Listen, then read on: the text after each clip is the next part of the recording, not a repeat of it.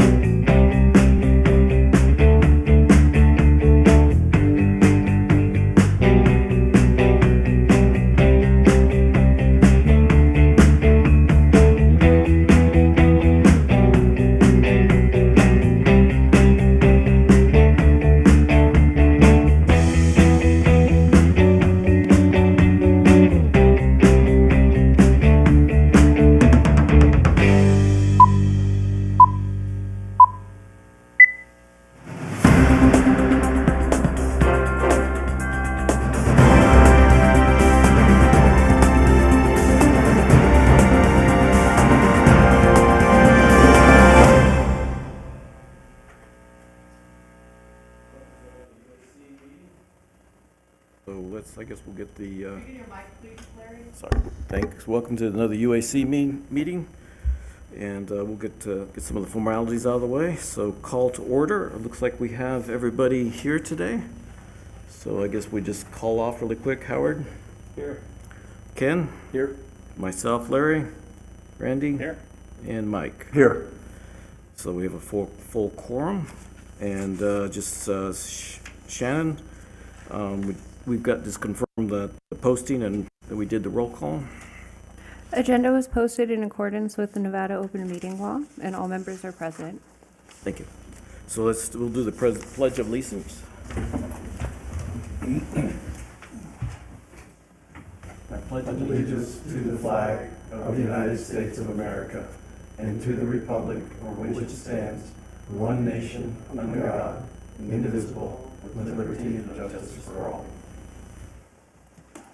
And then before we do the first public comment, Gary, you had a few announcements? Good afternoon. Gary Poindexter, Public Works Utilities Director. I had two introductions I wanted to take a minute for. One is Jamie Carreri. He is our new Deputy Public Works and Utilities Director. Jamie Carreri is no stranger to public infrastructure or to Boulder City. His career began with 6 years in the United States, after which he built an extensive background in water operations, facility management, public works leadership across both Pennsylvania and Arizona. Jamie has held roles ranging from a Class A licensed water operator, lead supervisor, director of facilities, to public works director at multiple agencies, including previous stint right here in Boulder City. He's also spent time in the private sector as a director of engineering, rounding out his expertise across multiple technical disciplines. Most recently, Jamie served as public works director of the city of Kingman, overseeing water, wastewater, and airport operations. So we're excited, Jamie, to be back on the team in a new capacity, and please join welcoming him back home. So, George Kahn. So we had a lot of staff where our administrative utility staff had went elsewhere. And so part of that is we brought George on as a staff augmentation as a part-time at least till we can backfill some positions to assist with the rate study, with also with UAC. It'll be, as we move forward between Jamie and George, they'll be facilitating with UAC. And Jamie will play a big part in, backing up here a little bit, in our utility projects that we have. We have a lot of utility projects on CIP, so that'll be very helpful. But George brings over 40 years of utility industry experience to Boulder City, and frankly, his resume speaks for itself. He has served as Deputy Director of Washington State Energy Office. He spent 15 years as Executive Director of CRC, and followed with 14 years as Executive Director of Washington Public Utilities District Association. He since returned to Nevada and found Con Strategic Solutions, a consulting firm focused on improving utility performance, governance, strategic planning, and advocacy. So George holds a mechanical engineering from MIT MEA from Northern Eastern University, and we're pleased to have him supporting our team as we work to strengthen operations across the department. So thank you. Just wanted to give a quick introduction of, I think we got a lot of experience we're bringing to the table to assist, and so thank you. What's that? You want me to? Yeah, just go ahead and introduce Shannon. Yeah. That'd be good. Well, Shannon is my right hand. Keeps me afloat and keeps, Shannon has been with us 15, 16 years and has been our public works analyst for many of those years. Shannon handles just about everything and anything that helps support the director and deputy director. So I could probably go on and on what she has accomplished and been a big part of. So thank you. Thank you. Okay, so we will go to the first comment period. So the first public comment period is associated with anything with the agenda. So if anybody would like to, so first off, there was no written or I don't see anybody in the audience, but Shannon, there was anything written sent in? Okay, no email or anything? Okay. So we'll go straight to the phones, 702-589-9629, and we'll give it a beat.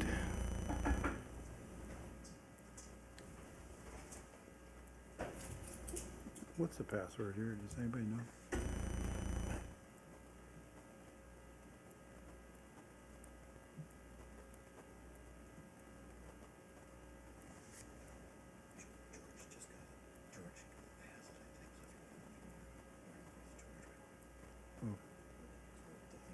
BC Guest, I guess. The mic's open.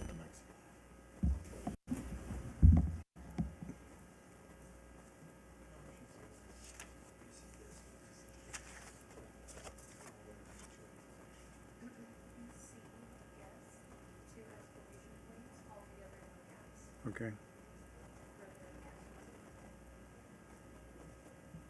Thank you.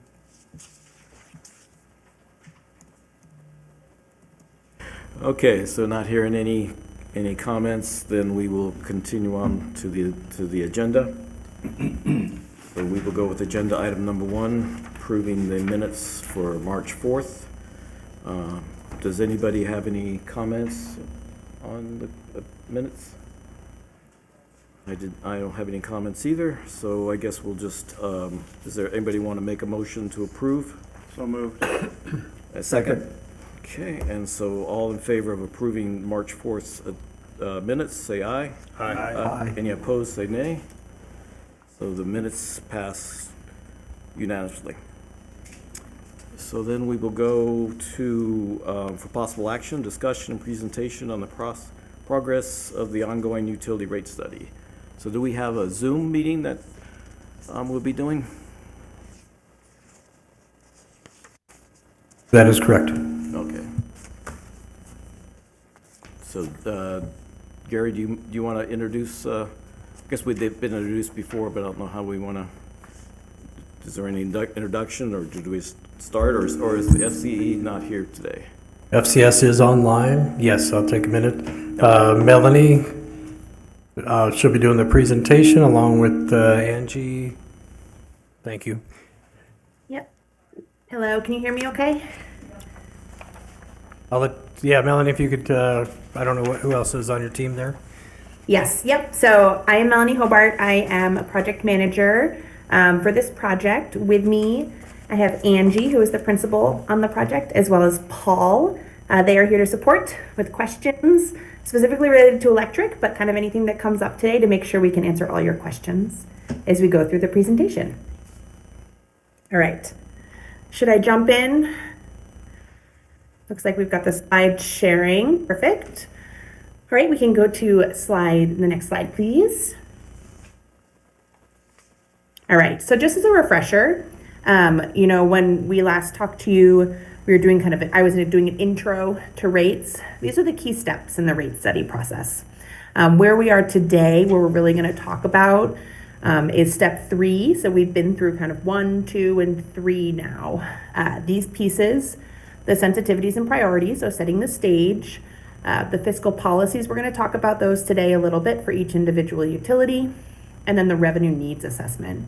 The revenue needs assessment determines the overall revenue adjustment for each utility. So on an annual basis, what is the shift we need to do to collect enough revenue to continue to operate and maintain, and in some cases expand the system as needed. After today, we are deep into the next stages of the study, although we won't be talking about them today, but I just want to touch on them quickly. The next stage, as a refresher, is the cost of service analysis. Cost of service analysis we are doing for electric and water.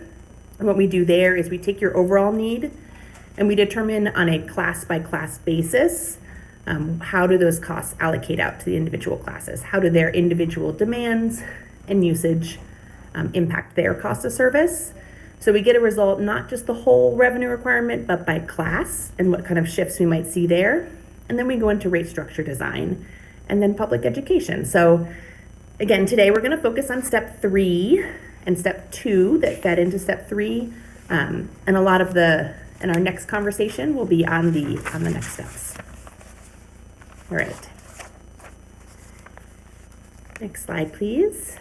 Perfect. So as a refresher, utility rates are set to recover the costs to provide the service. We are considering each of your 4 utilities independently. We will go through each of them today. There are 2 types of costs that a utility incurs. There are operating costs. These are typically pretty steady year to year. They're regular, they're ongoing. They're going to increase by usually inflationary factors and be less volatile year to year. These are going to include your salaries and benefits, power and chemicals, repair and maintenance, sometimes contract costs, those types of costs that are consistent year to year. And then there are capital costs. These are going to vary year to year. They're going to be irregular and they're going to be periodic. This is going to be for your infrastructure replacement, any expansions or upgrades, those bigger individual projects that we see as necessary to run the utility, but more year by year basis. All right. Next slide, please. Okay, when we talk about the revenue requirement, we're asking the question of how much revenue is needed in total. So that's going to be our annual revenue needs. And again, this is a refresher from last time we talked. There are 4 components to that we're going to consider. The first is any financial policy impacts. This is going to be things like any debt service requirements you have, any coverage, any minimum target balances in your different accounts. We're going to add to that your forecasted O&M costs, which we just touched on, those ongoing salaries, maintenance costs. We're going to consider any rate-funded capital. So what rate revenue do you have? In your case, that's the majority of your capital is going to be rate-funded over time. And then we're going to consider any existing and new debt service. This only applies to water with the existing debt service. We're not considering any new debt for any of the utilities as we go forward. But we bring those all together, and that tells us your annual revenue need for each individual utility. All right, next slide, please. All right, getting a little bit more into the nitty-gritty here. We do have a model, as I mentioned, for each utility. The models are a 20-year plan, excuse me. We're going to look at 10 years today in our graphics, but really we're focusing on the first 5. We need to meet all your obligations, as we've talked about, your debt service, your operating, your capital, and your fiscal policies. One of the big pieces of the revenue requirement is developing the capital funding plan.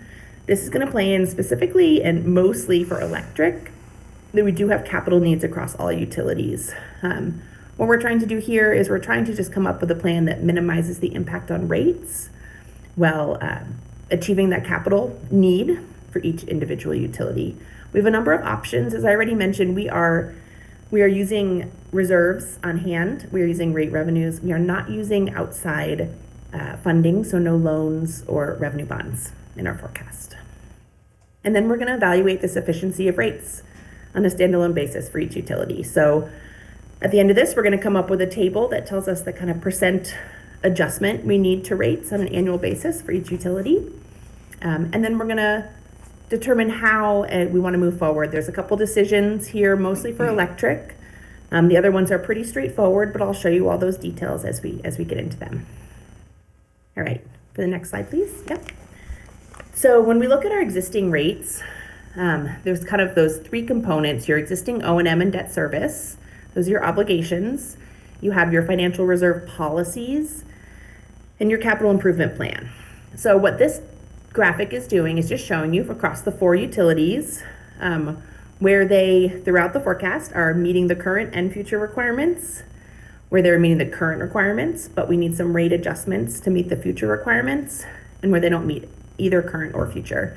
As you can see, all of the utilities across all of the three components are meeting current requirements. The question really is how that evolves over time for each utility. And they're all going to play out a little bit differently. So for water and landfill, we do have a cash flow, an operating cash flow question in short term in terms of how do we meet your O&M and debt obligations. For wastewater and electric, it's much more on the capital side and on those reserves. So a little bit of a different story for each utility, but I'll walk through them all individually. Great, next slide, please. Okay, can we stop there for a minute? So now we're getting into a little more detail, just making sure that nobody on the committee does anybody have any general questions before we start? Well, I mean, we're gonna talk about these future requirements. That's what's coming up next, Melanie? Right, right. Yep. Right, Yep. okay, so that's fine. I just listen then. Okay, thank you. Okay, we're going to start with electric. Okay, next slide, please. You're going to see this slide for each utility. What this does is it outlines the fiscal policies and assumptions we made. So for electric, we're going to start, and this is true for all four of the utilities, the forecast study period is 2026 through 2035. Like I said, I know we're not making a decision on 10 years today, but specifically for electric and water, it was relevant to include the 10-year forecast. I want to show you how that plays out. We do have reserve targets. We have a 90 days of operating expenses. When we talk about operating reserves, we think about it in terms of days of coverage. So if revenue stopped coming in tomorrow, how many days can you operate before you would have to change or shift your operations? So we set that minimum target balance to be 90 days. That's pretty industry standard. On the capital side, we're looking at 2% of assets. So we look at the current value of your system, your current assets, and we determine what 2% of that is, and that becomes our minimum target balance.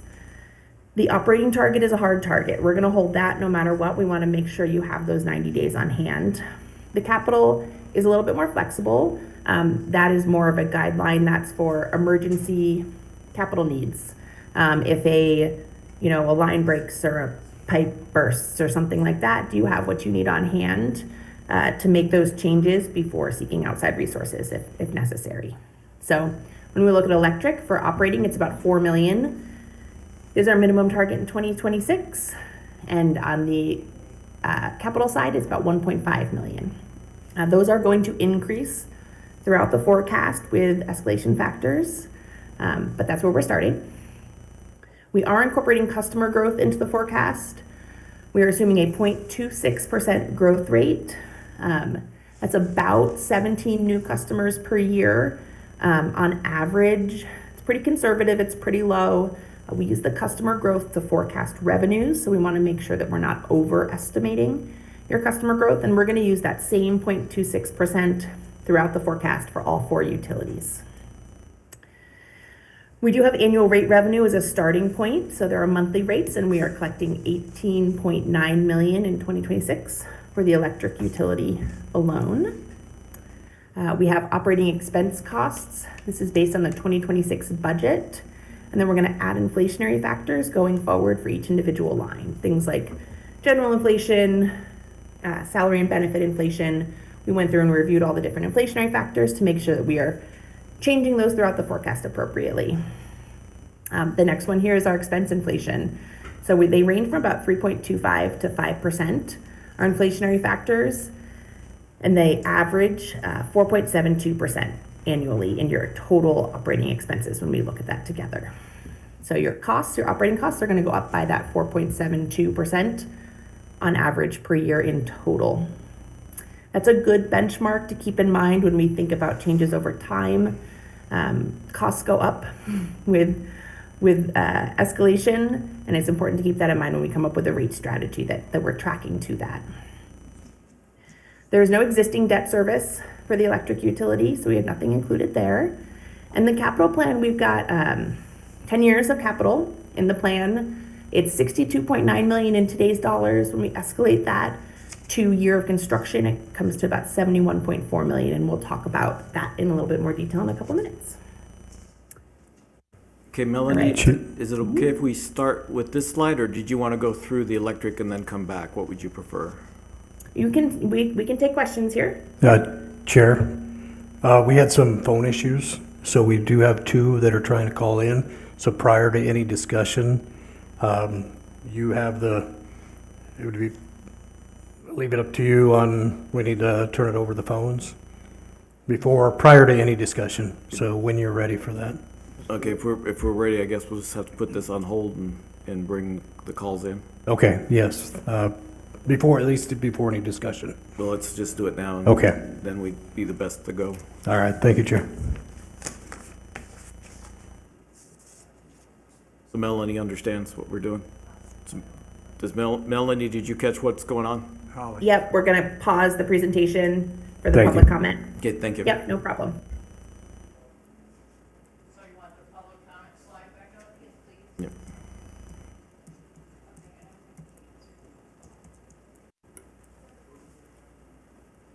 Hello, thank you for calling into the Utility Advisory Committee. Public comment. Yes, please, go ahead, sir. All right, yes, good afternoon, for the record, verbatim, Fred Volt.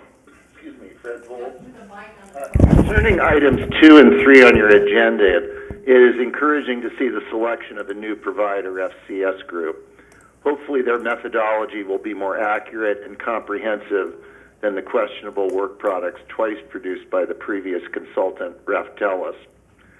Given the city's official zeal to approve the townsite data center project as fast as possible, this rush to approve raises some significant issues for the current rate study. While townsite has already executed a contract and supply line agreement with SNWA WAPA for its proposed facility in southwest Boulder City, it and the other proposed data centers in greater Las Vegas increase electricity demand. Data centers and their enormous electricity need will collectively compete with Boulder City for available electricity supplies. WAPA, as electricity wholesaler for the Bureau of Reclamation's 57 hydro dams around the U.S. West and Midwest, has a diminishing supply of water for hydro generation due to drought at each of its sites. WAPA has no other supply sources. Glen Canyon Dam has been temporarily propped up by water releases from 3 upper basin reservoirs to continue power generation. Hoover Dam and Lake Mead will consequentially receive no additional downstream water supply, meaning Hoover's electricity delivery to Boulder City will be cut, as has already happened to Lincoln County. Silver State Electric will move to an expensive spot market for an unknown future period to supply BC and other rural Nevada co-ops. Boulder City's share of operations and maintenance expenses continue whether Glen Canyon or Hoover deliver a single kilowatt. The rate study needs to account for these increased costs to keep Boulder City supplied and the utility department out of deficit during the protracted drought and Hoover's partial decommissioning to replace failing turbines and declining Lake Mead water levels. In none of the comments so far about the study design does FCS seem to be aware of any of these issues that are going to consequentially impact both our electricity supply and costs as well as our water supply and costs. And I would encourage them to become informed about all of these things before proceeding with their rate study. Thank you. Thank you. So I believe we have another call.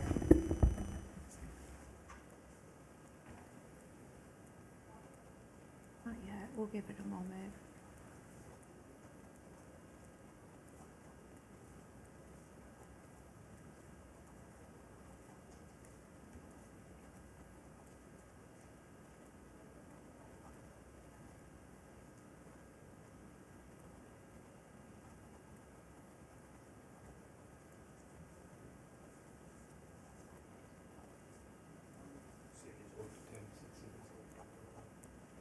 Okay, there's nobody on there.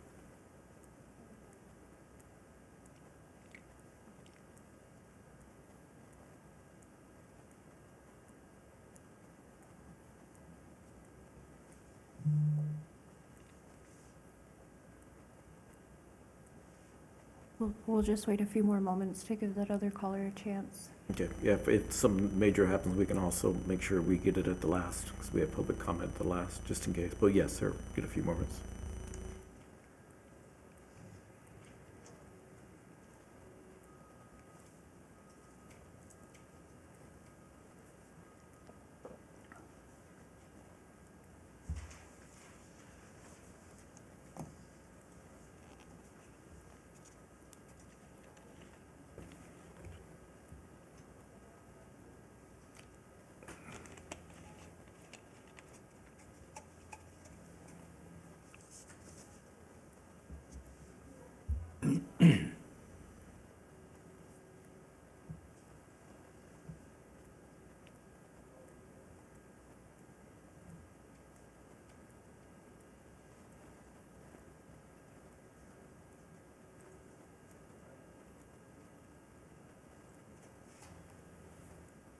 The other thing is that could they possibly email the clerk's office, and then you can bring that in. So if they can communicate an email maybe, and then we can, if we need to do it before the comment period, make sure that they can get their information before the end of the meeting. So maybe, so whoever's out there, if somebody is trying to get through, what possible way is to email. City clerk at City. bcnv.org. So city clerk at bcnv.org. And if you would email your comments, and then we'll do our best to get it done. Again, we'll have a comment period at the end also. Okay. We can move back to the presentation. Thank you. Okay, so we will continue then with the presentation. Mr. Chair, may I ask a quick question of Melanie? Sure. Yes. Melanie, can you explain where on the capital reserve targets, can you explain where the 2%, I understand the 90 days, could you just explain where that 2% comes from? Yeah, there's a number of different approaches to setting a capital target. Typically, we recommend as kind of industry standard to use 1 to 2% of the existing asset value. The goal of the capital minimum balance is really for those emergency situations. So we want to make sure that based on the value of your system, you have cash on hand available for anything in an emergency before you'd be able to access outside funds. The different methods we use to set this minimum typically is 1 to 2% of capital of your system value, Sometimes we'll set it for, the expected cost of one major failure, right? If in the water system, if a pump goes out, how much would that cost? That type of standard. But 1 to 2% is pretty industry standard. We went with 2% here because it seemed consistent with the cash being held by the city currently. So we didn't want to make a recommendation that would drop those values in any way. We wanted to make sure that they had sufficient cash on hand, especially as it's city policy to largely cash fund the capital program. So we wanted to be a little conservative in the minimum balance there. Okay, thank you. So it's fair to say that the 2% industry standard you applied was consistent with what's currently being done by the city? Yes. Okay, thank you. I don't, I'm not sure if the city is currently doing 2%. I think that was more of a standard that you're bringing, because the city is currently doing the 20% of operating. I believe that's what we're currently doing. Isn't that correct? We don't have a 2% of asset at this time. I think that's a great question for staff. What I know, when I say consistent with the cash you have in those accounts currently. Okay, well, that's a little So different. we wanted to be consistent with the amount you have on hand. So we weren't recommending you use up what you have or anything like that, Right.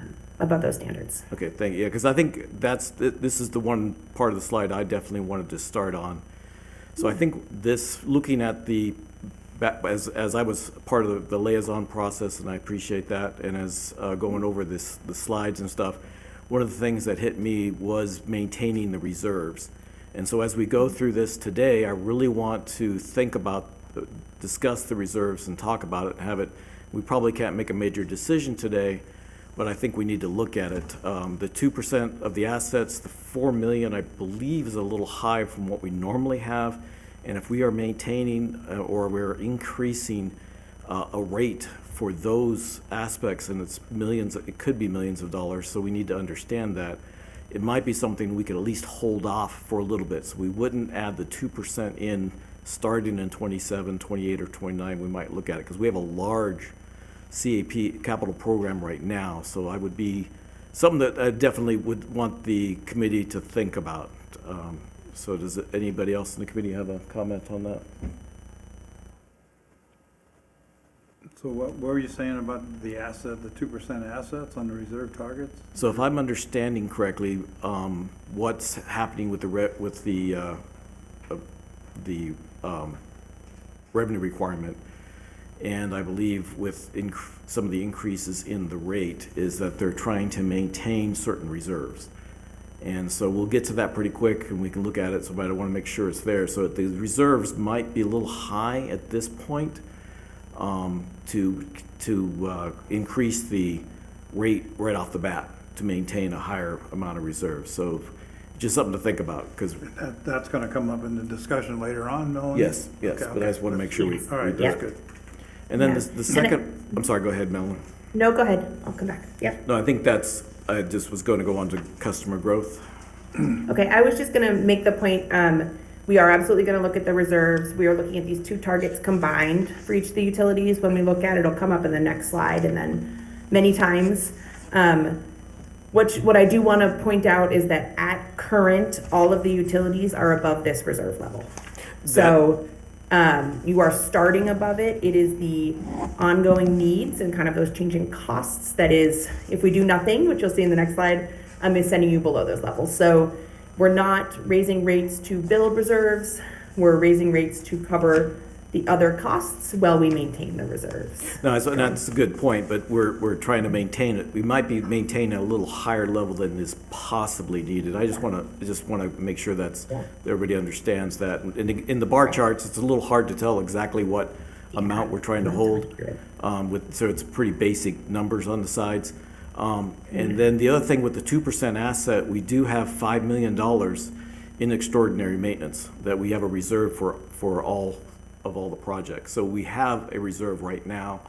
So this 2% would be on top of that. And so that's another thing that might be considered. Once the capital is reduced, then we should definitely look at maintaining a higher reserve so we can get ready for capital. But right now, since we have such a large capital, it's sort of a double whammy.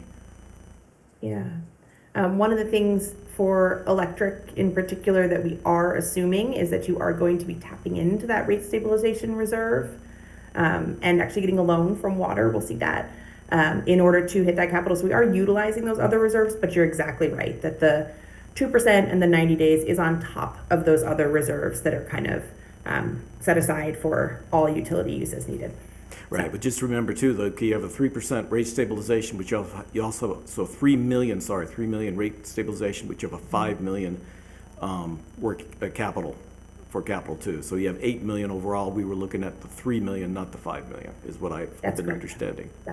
Yep, So that, again, the 2% is somewhat covered in the 5 million, I believe. So it's just since we'll get to the slides, I just want to sort of lead into them because they are pretty hefty. And if we're looking at percentages each year, and when you add all those up, it gets pretty hefty. So that's why I'm trying to lead into it and make sure everybody understands. that's a great point. The customer growth, I've mentioned this in some of our meetings, and I know we're being conservative. I just would like to make sure that we all look at it and just, again, in 28, 29 possibly, maybe even 30, with the new housing development around the golf course. There are several new houses to be built, so 17 doesn't necessarily cover that.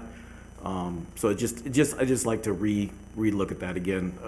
For the 2027, that's not an issue, I don't believe, but 28 and 29.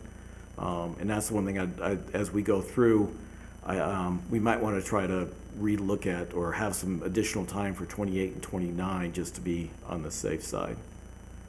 Okay. And then That there are developments coming in that would be above the 17 customers per year. correct. And just make sure we're looking at things that might help us in 28, 29, since the costs are continuing to go up and we're going to have to increase the rate to cover all that. Okay. And then I think there was one thing in 27, do we want to bring that up on the salaries, or do we just want to go there later on the 3% compared to the 5% just for 2027? On the electric Yes. CBA, they're in their 5th year, starting in July of '26, and they're at a 3% increase. So we currently have that as 5. It's only 1 year, 2%, but I'm looking for everything we can get, because the next slide is a pretty big whammy. Although it should when we get to the one about the 9%. So I'm just looking at trying to minimize certain things the best I can. So that's what I'm looking at right now with these slides. I think we put we had a standard 5% in there. If the 20, Yes, in we do. 2027, it could be at a 3. And Okay. then I know we had that as a placeholder because we do not know how contracts will go. Okay, yeah, that's exactly right. We have that 5% on labor costs. But if we could change Starting, yeah, but we could drop it down for that first year to Yes. 3% for this Thank you. last year of the Thank contract. you. Yeah, okay. That'll make a small difference. You know, we don't, without running the numbers, I don't know how much, but I'll make a note that we can consider that. I appreciate it. Any other Perfect. comments on these slides? Any other, George? Okay, thank you. Okay. We can move on to the next slide then. Okay, I'm gonna spend an extra couple minutes on this slide just to orient you to what we are looking at. We're going to look at this format twice, at least for each utility. So what we have here, our bars are stacked bars. So that navy bar, the kind of teal bar, and the yellow, those are annual expenses. So those are gonna stack up the bars to your total expenses. We have 3 here for electric, your operating expenses in navy, your power expenses, the biggest ones there in the middle in that teal color, and then your rate funded capital on top. We have a solid line. That solid black line is your revenues at existing rates. Then we have 2 other things going on. We have that shaded area in gray in the back. That's that existing combined fund balance. So we're starting in 26, and you can see in this scenario, and the important thing about this slide, which we're going to start with for 3 of the 4 utilities, is this assumes no rate changes. And as I mentioned earlier, costs are going up, so no rate changes below escalation and no changes at all. We do expect always for it to be kind of a long-term problem. In this case, electric has a lot of capital coming up too. That's what we're seeing eating into those reserves. So that shaded area goes negative in 28, and it stays negative. That means that you are not able to cover your ongoing needs. You do not have the funds to do that. The dashed gray line is that combined target balance. So that's going to be your 2% of capital and your 90 days of operating. So that's what we're trying to keep, that shaded area above, just to make sure you're maintaining your minimum balances. So this is kind of the big overall orientation. As I mentioned, this one here, this 10-year forecast, assumes no changes to rates. Non-inflationary, nothing. This is your existing rates compared to those costs as we expect them to change over time. So the takeaway from this is, as I just mentioned, you're actually covering your operating costs with your revenues, right? You're covering those 3 bars with your existing revenues. The real pressure point for electric is in capital, and that's the impact we're seeing on the fund balance, that shaded area in the background here. So this is an operating forecast. The shaded area, that fund balance going negative, tells us that the capital is really depleting your reserves over time. So that's our pressure point with electric, as we all know, but that's what we're gonna see throughout the forecast. So Melanie, what am I missing here? The capital, the yellow does not doesn't show what the other slide show. It doesn't show us the capital going up or down. That's right. That's just gonna be, in this case, on the rate funded capital here, this is gonna be of your rates coming in, how much do you have available for capital? This is not gonna cover your full capital need. We're gonna see that on the next slide, and we'll show you kind of how to adjust to make sure we are, but you're exactly right. So that those yellow bars are nowhere near your total capital plan. That's just of what you're bringing in. You're spending your first chunk on operating, your second chunk on power costs, and then that third kind of what's remaining for capital in a given year. Anything that goes above that on the capital side, we would be using fund reserves to cover that. And that would work through 27 and no longer starting in 28 without any rate changes or outside loans. Did I miss anything in these slides? Because then with that, do we have anything that actually shows the actual revenue requirement? I think I'm sort of missing that. The actual. So this is the revenue requirement. This is the operating revenue requirement. This is typically what we look at. The capital funding mechanisms play into this. So in our forecasts, when we get to the solutions, this is the problem one. This is showing you where we are currently. When we get into the 2 solutions with rate increases, those are going to cover your capital plan. They're going to cover it through rate funded and through some loans, which we'll talk about for the second option. So that rate funded capital plus the changes in your reserves are going to fully cover your capital plan through the next forecast we look at. So capital is incorporated here. In this case, this scenario is not a recommendation. This does not work. This is just setting the baseline of where you are before any changes.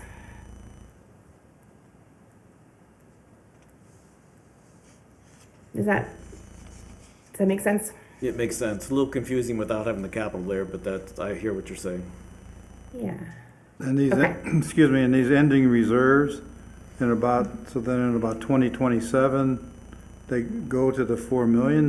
So right now we have, what, $12 million in 2026, it looks like we got $12 million in reserves or so. Yeah, I think, And then in yep. 2027, they become depleted. That's And right. then- Okay, so those reserves, so the ending reserves, then that's what you were talking about with this 4 million and this 90 days operating expense and the 2%. That's right. Those combined, the 90-day goal and the 2% goal, that's going to be that dashed line. Did Okay. you see the gray dashed line over time? It does increase over time as Okay, I the got value you. of the Okay, system is I invested see. in. Yeah, Yep. I missed that. Okay, great. Yep. So the reserve, but Larry, were you saying that we had how much in reserve now?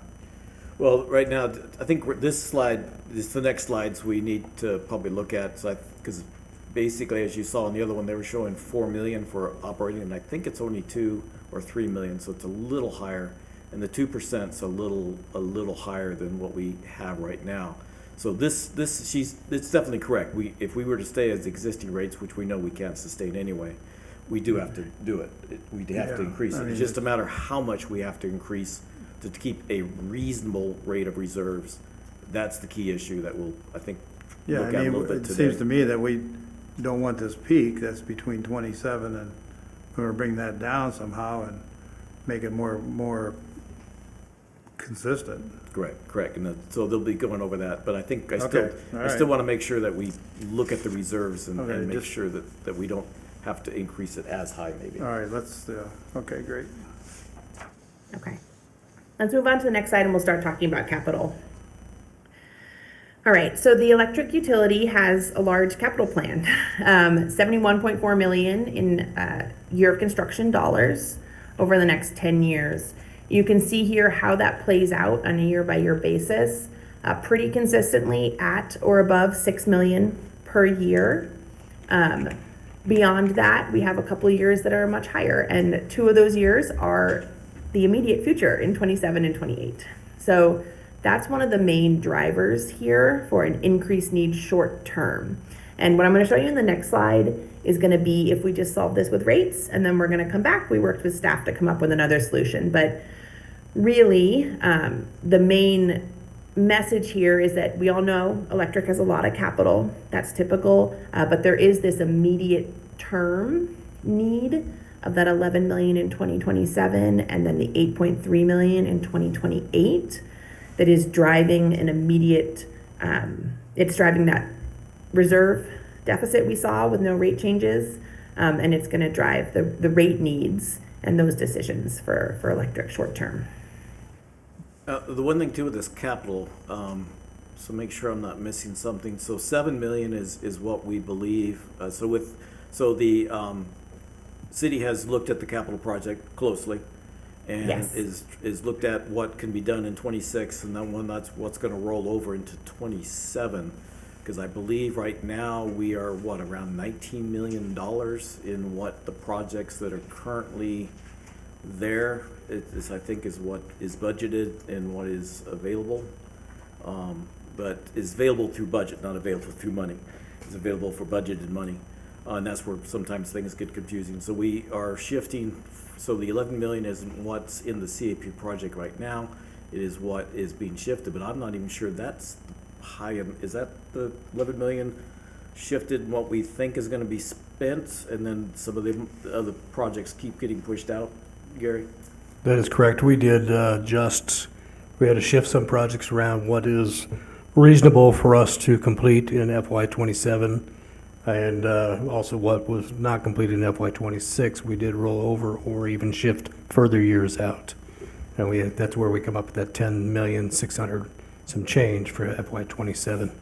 Okay, since we're at such a high level here on these slides, I just want to make sure the rest of the committee understands that the capital has been reviewed. I believe somebody had mentioned that we were trying to make sure we looked at the capital, and I think we might want to discuss that more later, not whether it's today or not, but when we do things, we might want to just make sure we understand exactly the 5-year plan and maybe the 10-year plan. But I just want to make sure that everybody understands that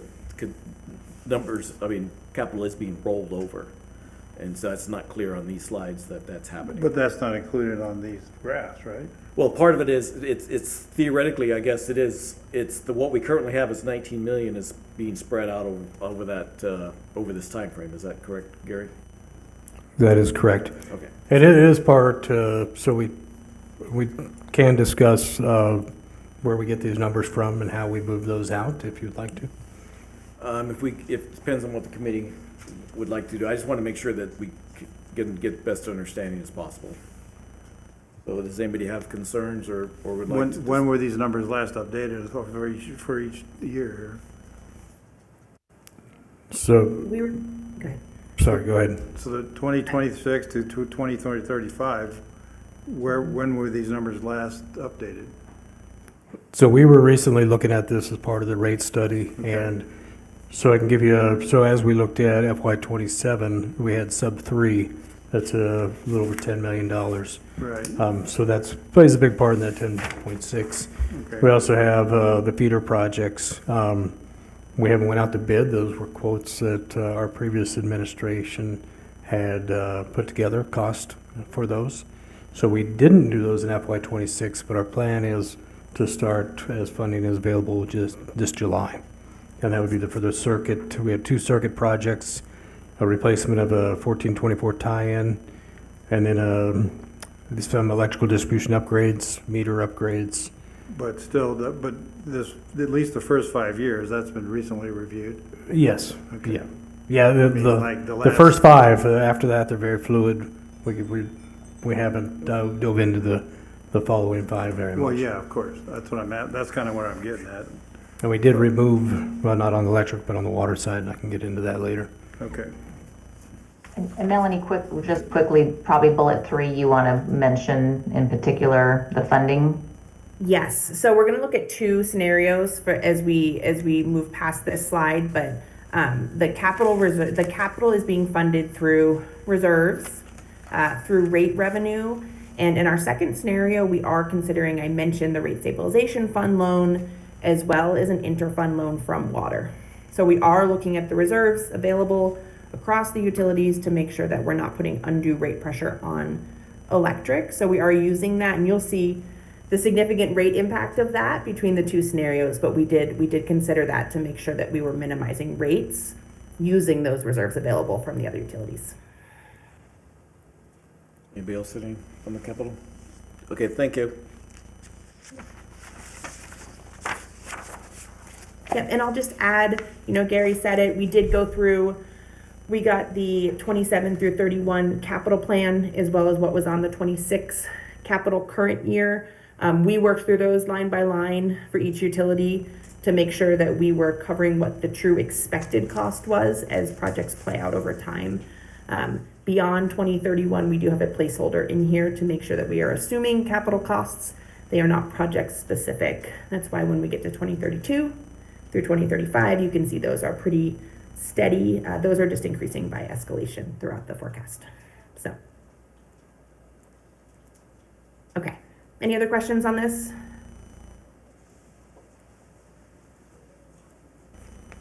All right.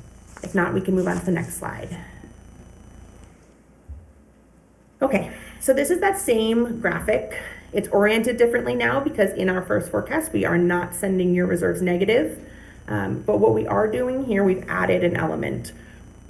So that black dashed line at the top with the percentages above it, those percentages are the annual rate changes in this scenario. This is not what we were recommending, but we wanted to start here to show you the full cost on electric alone before we consider those other loans. We do have, in here you can see 2 9% increases, 5 1/4, and then you're set from 2032 on through 2035.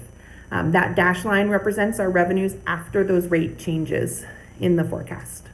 Obviously 9% is a significant increase, but you can see here, to your question earlier, Larry, that rate funded capital portion has increased dramatically. So between that rate funded capital portion and that change in reserves through 2029, where it has that low dip before we begin to climb back up, that's going to be how you're funding your capital.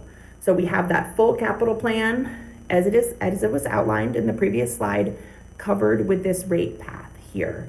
I will point out a couple things. We do dip below that reserve target in 28 and 29 in this forecast. We recover in 2030 and throughout the forecast once we hit that stabilized point with no more increases. So this is the impact of that higher capital, that 11 million, that 8 million in 27 and 28. We are utilizing reserves. We are increasing rates to cover those needs. And again, this is the self-sustained. This is the standalone electric utility. This does not include those other loans. What this would do to rates, you can see at the bottom in that table, for a standard sample electric bill, a residential bill at 1,200 kilowatt hours, you'd be looking at an $11 to $12 increase in 27 and 28. And then, around an $8 to $9 increase after that. A huge caveat here on the rate impacts, and I'm going to say this repeatedly, we have not gotten to rate design. We have not incorporated the cost of service results, so the impact on individual customer bills and customer classes is likely not to be the across the board, but this just gives you an idea of how these percentage shifts would impact your rates currently. So again, this is not recommended. We work with staff, and we'll get into what we did then. But this is kind of the first scenario that was drawn up to cover all of those capital needs, as well as your ongoing power and operating costs throughout the forecast. Any questions on this? Yeah, on this one, I guess I have two. The first one, again, I think I see what you're trying to do, but it's not what I've been used to, and I'm not sure the rest of the committee. So again, if I'm understanding these, you're showing what you need to collect in the future, but you're not showing what the actual capital is and what the actual revenue requirement is in that bar chart. So for instance, in 27, you're showing 20 million something, but that's not the full amount that needs to be collected. So it's a little confusing, and I don't believe we have in these slide what we're actually asking for each year for the revenue requirement, which also will relate to the budget. That's right. So this is your rate revenue requirement. This is how much rate revenue you need to bring in order to cover your annual needs. So incorporated into this is that full capital plan we just looked at. We're not going to jump your rates in 27 to cover your capital plan and then drop them back down in future years. We come up with a plan that where we're not decreasing over time, we're increasing as evenly as we can. So in this case, in 27, that's a great example. With a 9% increase, you can see that the reserves from 26, that gray shaded area, they drop. And they drop because we're using your existing reserves to help fund capital. So this revenue requirement graphic is a rate revenue requirement graphic. It does not represent the full cost, including capital in a year. This represents your impact on your rates and how you need to adjust your rates to cover those full costs, which are incorporated in our model and our forecast. This is the rate revenue impact as we look at it here. So capital plan fully covered, and that shift in reserves is going to be that delta that we're not collecting through rates in 27 and 28. We're using your reserves to cover that additional capital need. But over time, we're building those reserves back up as we kind of have the rate adjustments needed to cover the capital plan and the other more regular ongoing operating costs on an annual basis. Yeah, okay.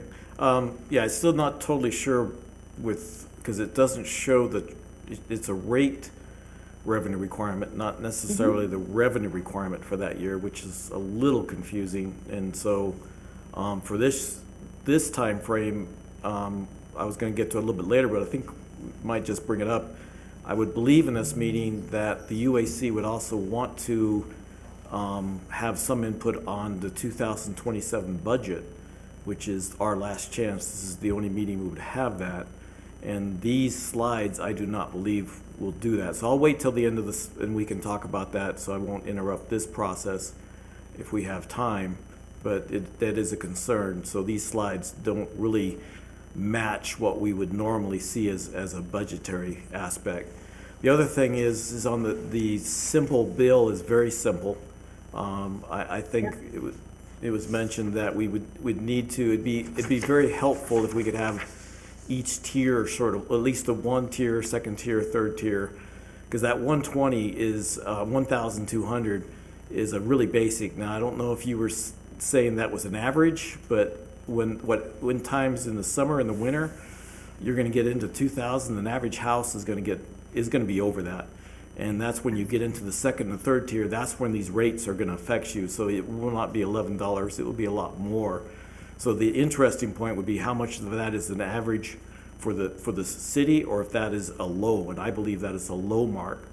So those are things that hopefully we can get some additional information on in the near future, because it's not a true indication of how much your rate would be going up.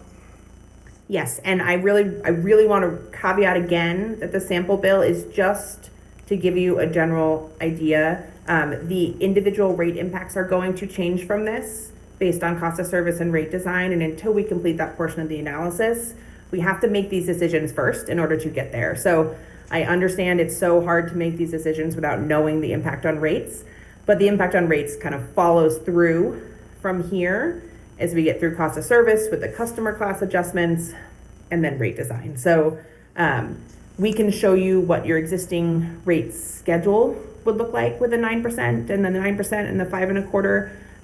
But in terms of individual bill impacts, I really want to get very cautious about thinking about that before we hit the next stages of the study, because they are going to change. And I understand. Like I said, but again, if I'm understanding part of the reason for this meeting is you're wanting the UAC to say, okay, we agree with the revenue requirements portion of the rate process and go to the next one.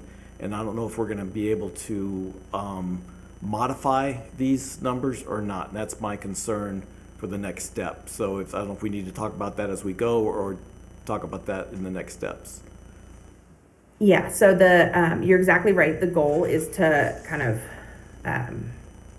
buy into the annual adjustment plan, the rate path here, We need, for example, for cost of service, what we need is we need the number with the 9% increase here to know how much revenue we're collecting once we get to cost of service and rate design. So changing that 27 decision will ripple through all the numbers as we keep going forward. That doesn't mean they are set in stone, but we do want to hold it in as much as possible and make as many decisions as possible, certainly for 27, because that's the year that we're going to be using as we build rates.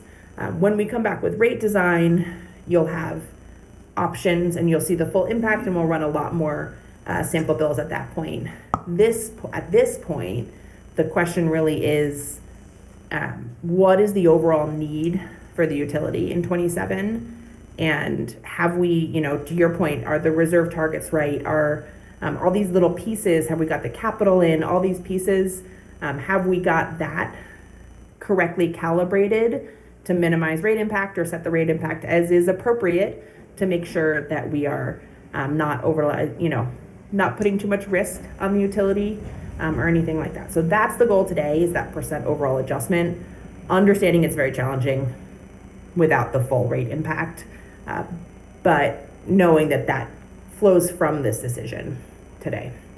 So I think what I would suggest is that we, as you stated, then we probably by the end of this meeting that we would have either agree or have comments on 27, but hopefully we have a little bit of flexibility on 28 and 29, because I believe what we're looking at is a 3-year rate process and what we would do with the resolutions. And I'm hoping we have a little flexibility on 28 and 29 that we can come back at our next meeting, at least our next meeting, and see what might be evaluated a little bit more if possible. Yeah, we can certainly come back to it at the next meeting. The next meeting, we're going to have a whole new set of choices based on the decision today. So, if we run forward with 2 scenarios here, a 9% and a 5%, let's say, that's going to multiply our rate design options times 2. So it's, like I said, not impossible to change the decision today, but as much as we can hone it in, it'll really help us get more informed decisions down the road once we get there. So.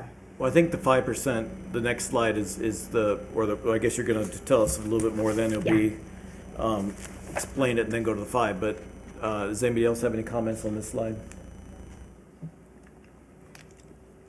Okay, thanks, Melanie. Yep. Okay. Let's move on to the next slide. So when we developed the original scenario for electric, 9% are really high, more than staff felt was reasonable. So working with staff, we did come up with an inter-fund loan approach. We have 2 loans going into electric. The first one is from the Utility Rate Stabilization Fund. It is $3 million. It is a loan from the Rate Stabilization Fund to electric. It begins in 2028. It is repaid by water, not by electric. That's an important caveat. So it's going to be $600,000 per year with repayment starting in 2028 from the water fund, not the electric fund. So we have a $3 million fund to electric impacting this forecast, helping with those capital needs in 2028. We also have a water loan from water to electric. That is a 3-year loan. It is from 29 through 2031. It is $2.15 million in total, based on the need within each year. That is repaid from electric to water at $430,000 per year, and that repayment starts in 2032. So we've got 2 loans coming into electric to help fund that capital plan, take the pressure off of reserves and rates in the short term. And then the water loan is being repaid by electric to water starting in 2032 in the updated forecast. So any questions on this? I've got a comment. Do we know what the reserves is now with the Silver State? So I believe they've kept a reserve, and I believe we have a reserve with them now. We've caught up. We had exhausted it in the last major power increase, and I thought we've gotten some more. So just to show that $3 million is what the city has, but we do have some additional funds, I believe, with Silver State. Okay, that I'm gonna have to look to staff for, So this- to understand. If I can jump in, this is George Kahn.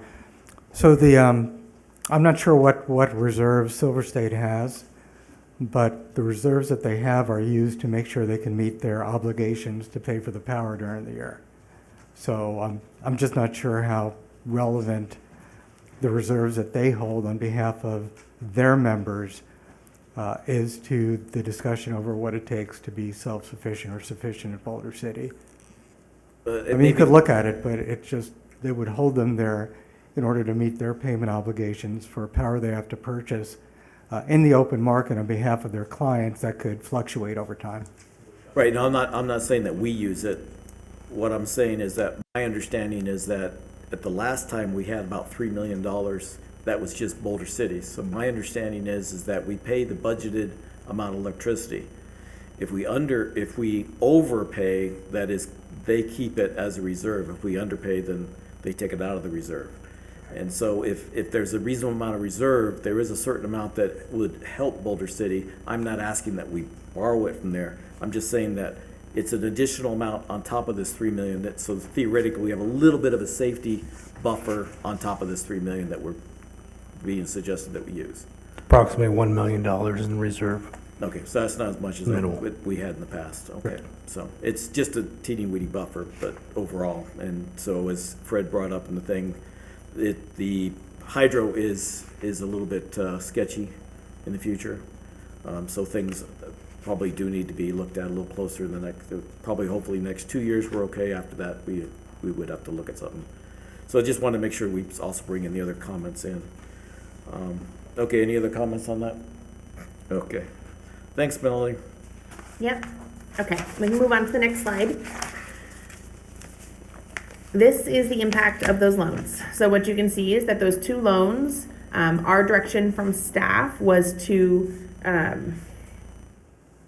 cap the rate increase at 5% per year.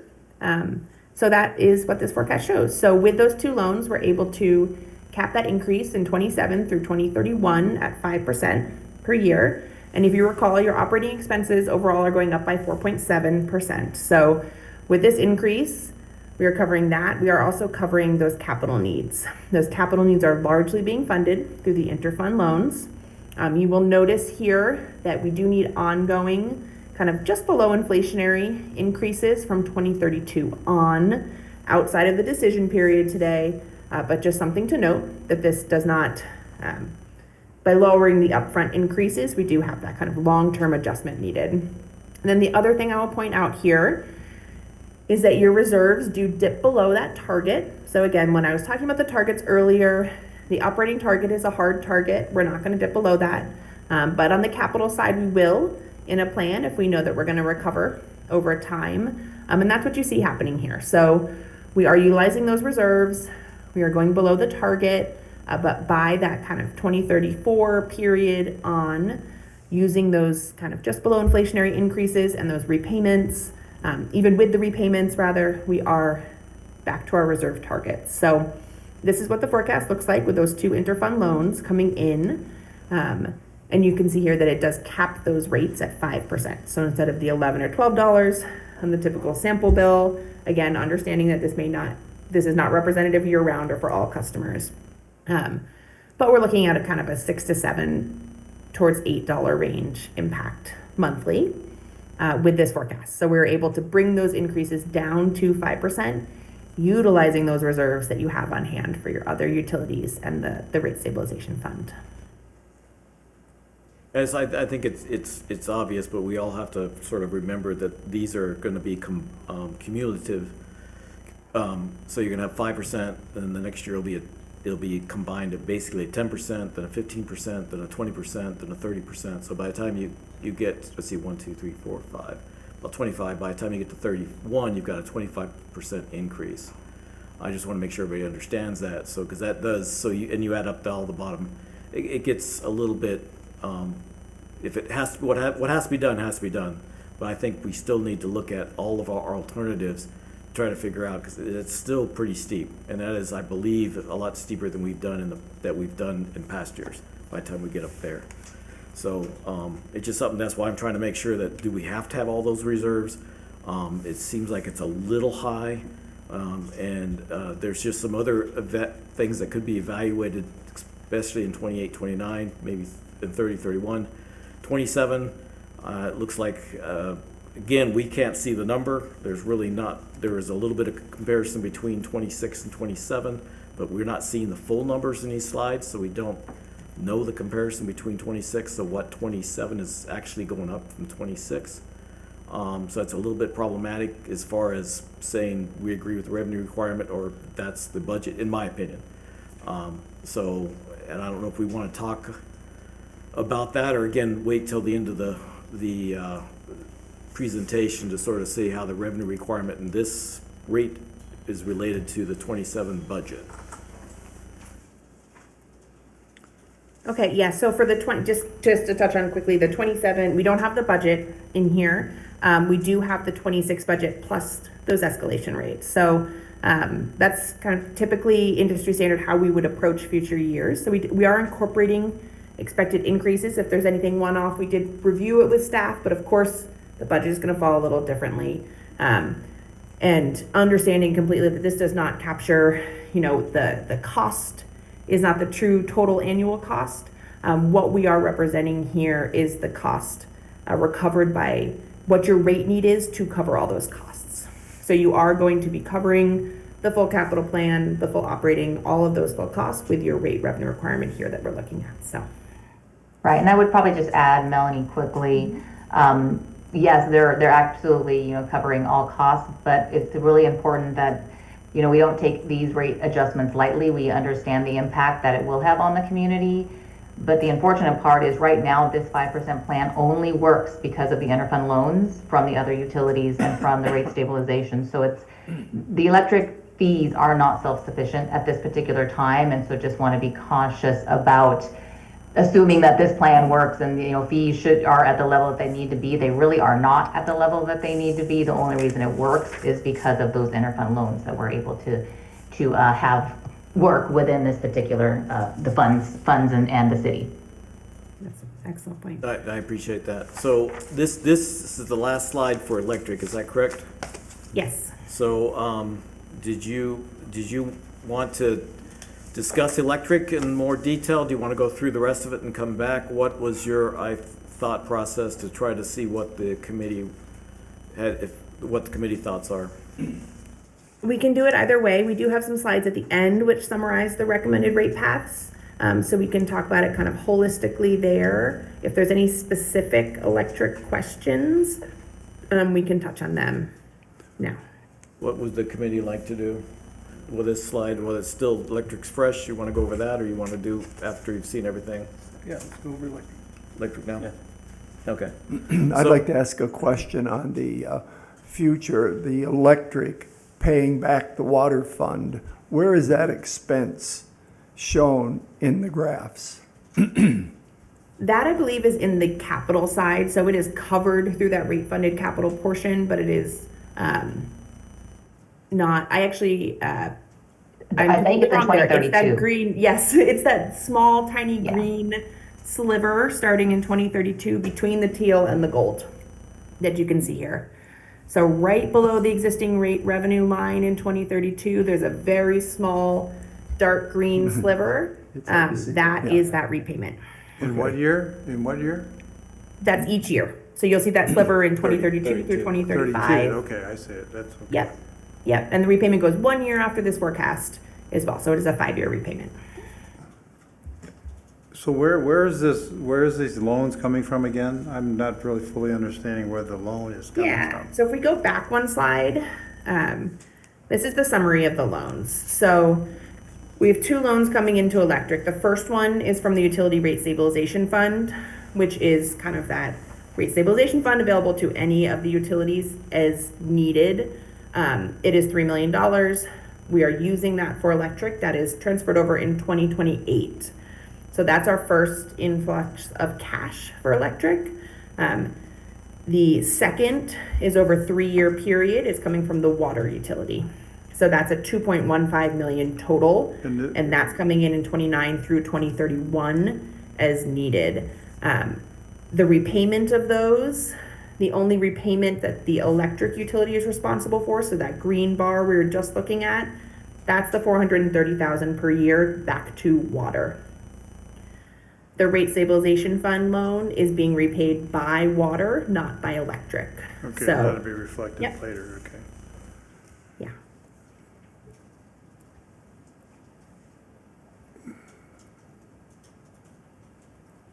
All right. Anything else on the general aspect for the slides or electrical? So what I want to bring up is, I don't think we've done, if I'm misunderstanding, I don't think this Randy, Mike, or Ken have seen a budget. We haven't done a regular budget process with you, have we? So my understanding is that it would be that the budget, the 2027 budget, will be going to council this month. Is that correct? In May? That's correct. So this is the only meeting we would have to discuss the budget. And so I don't know if we want to generalize for what we're seeing here. From what I've seen, being part of the process, I've seen more of the actual numbers than the bar charts. So the bar charts really do not give us a true example of what's happening between 2026 and 2027. But what I have seen, that the increase, everything I can understand is what it needs to be. Salaries, power, and all that. It's something we can. It's what needs to happen. 28 and 29. There's some things I would hope that we could evaluate and try to figure out if they're actually have to happen in those years. So that might help with some of the rates possibilities. But this is the only meeting that we would have to have any advice or recommendation on the budget. And I just want to make sure that everybody is aware of that. So if there's anything in there that you've gathered, when you reviewed it, that do you have any concerns with, this is the only chance we would have for 2027. And that's why I would also ask that we have 28 and 29 available, that they have a little more flexibility. 27, we understand. I would be okay with letting 27 go as it is. But I definitely would like to be able to review 28 and 29 in more detail. Anybody have any comment on that? Do we have that information available for 27 and for 28 and 29? No, we do not yet. I mean, we don't have anything, right? We do not. Okay. So that will not be, that's, And when would staff work on that, on those budgets? Just, they'll come up after the 27 is approved, correct? Yeah, we can discuss with you. I can go through the electric side of what we have on our CIP for each. We have, do we have a handout on that or no? Okay. So we can definitely discuss the 27, well, actually 27, 28 through 29, 30, and 31 if you'd like. I mean, of these bar charts, these bar charts aren't reflecting the budget? no, the bar charts are not. That's part of the frustrating part of these slide projection is, so that's what part of it is looking at, okay, what does FCS need today? What does the city need today? And what does UAC need today? So I would believe that it would be that we would want to have any input on the budget if possible, but unfortunately, there's nothing in the slide projection that gives us the full view of the budget. So we don't have a full view of 2027 budget. And then, so that would be the city, I would hope it would be in the city's ideas, and it would be our responsibility to at least advise on the budget.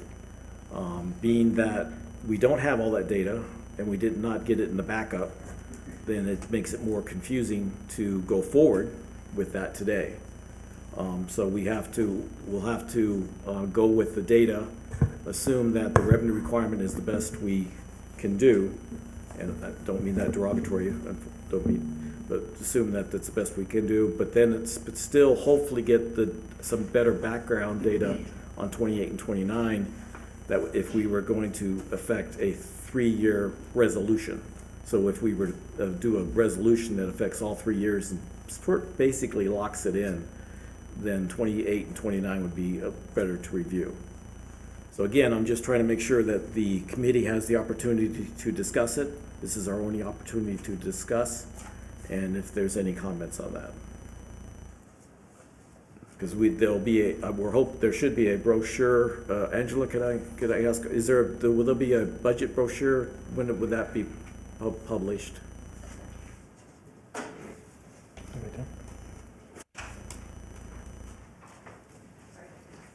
It'll be available at the May 26th meeting for council.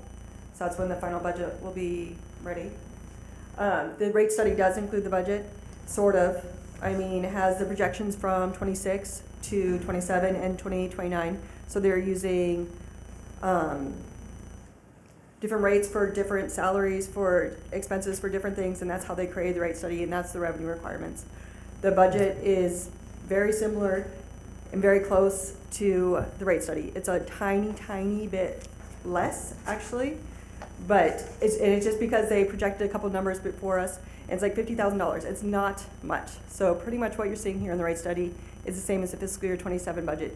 I'm presuming it'll be the same as fiscal year 28, or we'll have to adjust our rates. Like, we'll have to stay within our means of what this rate study creates. Well, that's part of my issue here is that, so this does not show us the actual amount. First off, it's, if I'm looking at the one slide, if we're looking at the 55% increase slide, we're around $20 million. And I believe it's more than that. So I'm not, and again, I don't have any hard numbers. And I think the capital, so this is the rate, as was stated before, this is the rate revenue, not the budget.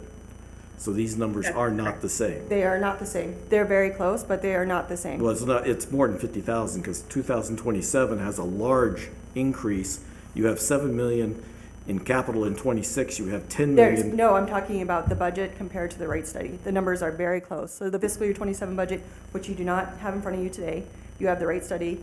The numbers between the rate study and the budget are very close. But we do not see that in these bar charts, is what I'm saying. But what you're saying is you live within the revenue Requirements of this. requirement. Yes. All right, so The you're locked into what this rate generates. Yeah. Okay. So the only increases, just so you know, for fiscal year 27 for the budget is the required contract personnel changes, and then the change in the cost of water and the cost of energy. There is no additional changes. Okay, so in effect, the cash operating expenses and the rate funded capital are what's estimated what the budget will be, and you're gonna live within that budget. Yes. The big changes are capital, and that's And then the what- big cost of our rate study. So say there is a possibility that something does come up and it has to shoot up, like a capital expense comes up. Would we in the past have gone to this rate utilization fund to take that money, get the money? We could have, yes. We It's could one have, but option. does that deplete that rate stabilization fund? It will. This plan does deplete the rate stabilization plan. So Our fund, there's but no reserve, There isn't, but the water starts paying that back right away. I understand. But yes, The reserve is gone, and that's what puts these loans in jeopardy then. Well, water still has a pretty good reserve too. So as we go through the I slides, understand, it will help. We're shifting monies, which is fine. I don't mind just looking at that approach. But the point, I guess, the point is, what you're trying to make is that whatever these monies generate is what the budget would have to stay in with. Stay within 100%. under that. Exactly. So that's why 27, I agree, the 27 is what it needs to be. And so, Yeah. but it's just a little disappointing that the background does not show that. We haven't, the rest of the committee hasn't seen that. But I think I think we're pushing something that is pretty impossible, not impossible, but I mean, those numbers should be, the future budget 28 on ought to be reflected in this rate study, which I believe it is. It doesn't, I mean, I'm sure we could adjust one of these bars in here to make things get a little better, but we haven't even looked at that. But if you're gonna stay within that budget, the budget has to stay within these revenues. Right, so 27, I agree. So that's what we would be advising on in 27. Now, if we don't advise on 28 and 29, then basically these rates will lock it in, and we really won't have even much next year to advise on either, from what I'm understanding. Well, It'd be very limited. I- If we take a resolution and lock those 28 and 29. I mean, I think we can ask for the projected budget revenues for 28, 29, which it may be only 28. 29 may be probably difficult to zero in on it without plus or minus 25 or 30%. I would say, I would just make, I think what we have to look at is what these cash and the capital numbers are on these graphs that we're looking at right now. That's always the unknown. I mean, it looks like to me that our state, you know, our power expenses and our cash operating expenses are fairly consistent. It's just this rate funded capital where those numbers are up and down. And in the graph, it showed that, you know, I would just back to this electric CIP and capital funding strategy. That's why I was asking, how confident are we in those numbers for the first 5 years? I mean, you only project out for 5 years, correct, Gary? That You're projected out for required 5 to years, project yeah. For five, the last The five five, is- the last 5 is a good guess, correct? Correct, and it's not project specific. Correct. I mean, you're just saying, okay, this is based on just on your good experience. Yeah, and that's where based off our operating and maintenance, Sure. Okay, I'm comfortable with that. Well, 28 and 29 has some additional costs above 27 that I would like to evaluate a little bit more, and hopefully we can bring back to the committee. So I don't think today is really the place to do it, if I understand correctly, but I believe we would want to evaluate it more. So I am not comfortable with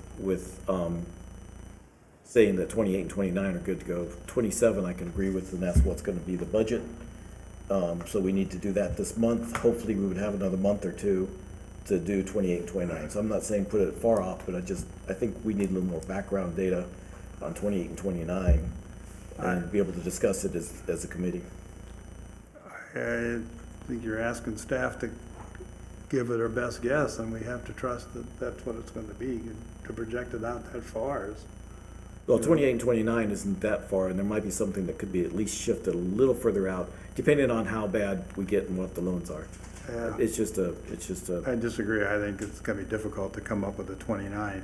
28, yes, you'd be more zeroed in, but 29, it's going to be just as good as a guess as 20, 35. Yeah, but make sure I'm understanding correctly. So you're saying you're okay with 29 being locked into a rate? I don't think it's locked in. It's locked into the budget, to the revenue, yes. If you did a resolution. But we're talking, these are possibilities as far as I'm looking at hearing right now. These are possibilities. What we haven't looked at is this rate funded capital. Are those numbers on those projections correct? I mean, how more accurate, that seems, like I said before. My understanding is the capital, they've really locked into it. So Gary, to speak for Gary, they've really reviewed that. And for the next 3 or so years, so there are a few wild cards, I'm assuming, because how substation 3 comes out and how substation 4, and those are big money tickets. That is correct. So sub 3 is in the process right now in design. We'll start construction, and once that's finished, we'll have a better idea. That's why we're holding off. We were holding off on the 2 circuits. The price did go up. Construction costs went up. Labor went up. So we are locked in with CRC on a price right now, which is good. But as we move to these other projects, we don't know what the industry is going to do until we go out to bid. Part of the problem is we don't even know on substation 4 if it's going to fall in that year or not, because if 3 gets delayed, then 4 will get delayed. 4 is in line with being done on time. Okay, but that's on good. the news, I'm yeah. sorry, I made a misassumption. Apologize. There was some changes, there was some holdup, but we're in line with what our plan is. So then with the sub 4 removal, and then we have also the substations 2 feeder and the substation 1 to sub 4 feeders, because we're gonna slowly remove the 4 kV system. Correct. And so part of that is we could push those out once there's a process for that. But so we did push those out where we felt comfortable enough and try to balance this out. So 4 can be done, can be started even if 3 is not completed, is that correct?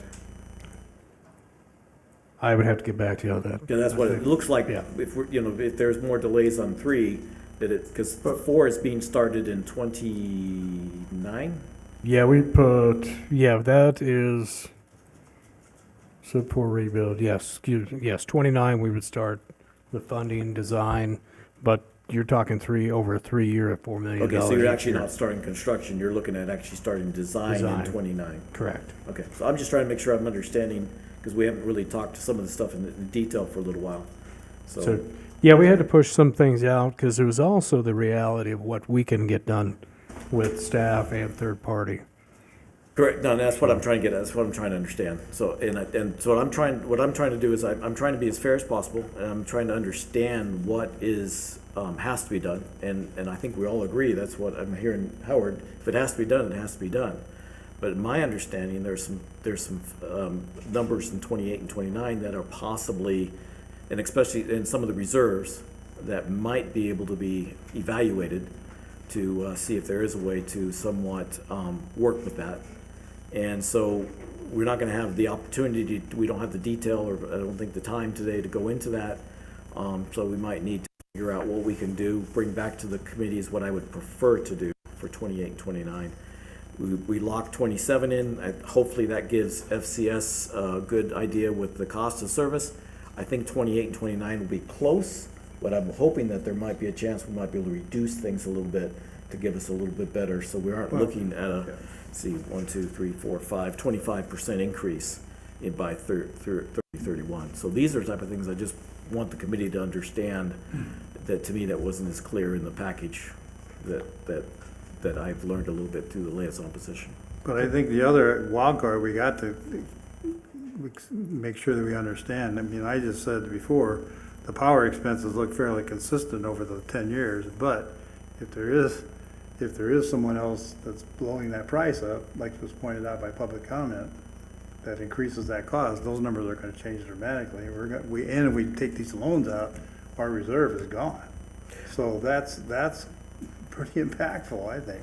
So that, even though this looks consistent here, you're basing this number on that, the fact that this data center would make it more competitive and increase those rates of power could really throw this whole damn thing off. So can I interject real quick? So these are great comments. I think this is really important for the conversation when we get closer to the end of the presentation, for the kind of choices or recommendations that the UAC is going to be asked to make to council. One of them, and you hit it earlier, was the balance between trying to create a more stable utility over time versus the transfer of these reserves to make that happen. Right? That's a balance you get. The first slide, the 9%, showed you, well, what would it take based on a forecast that's escalated based on 2026 that provides sort of the rate cap or the revenue cap going forward, which the city has to live within. But in order to determine that rate cap, one of the choices that you're going to be asked to make is, are you comfortable recommending to council to utilize the interloan transfer, which will drop your reserves, like you said, in order to make the electric utility self-sufficient. That will eliminate the ability to have those reserves should it not happen. Right. Now, that's the kind of choice that's the UAC, among other choices, such as, is the asset proposal, the 2%, is that reasonable, or should you lower it? Which, of course, is another trade-off in how you meet your budget, but also puts at risk the fact that you have 1% less in your reserve fund should you need it. Right. Those are the kind of choices that the UAC is going to be called on to make for recommendation to council. So you've hit at that, and that's sort of the range. Yeah. And it occurs on the water side because the water side is going to have to repay the loan. So it's a balance between the two. What they've shown you is sort of the range. Do it today with 9%, and meet your target without any interbasin loans, interfund loans, or a more lower cost escalation of 5% with those in the future and everything in between. Yep. Does that make sense? I think that's what you were trying to get to. I understand, sure. Good point. And the only difference that I add on that is today is what we're being pushed for is that we're basically agreeing with the revenue requirement. And I think that there are a few things to be evaluated with that. That's the only difference that I see with what you said.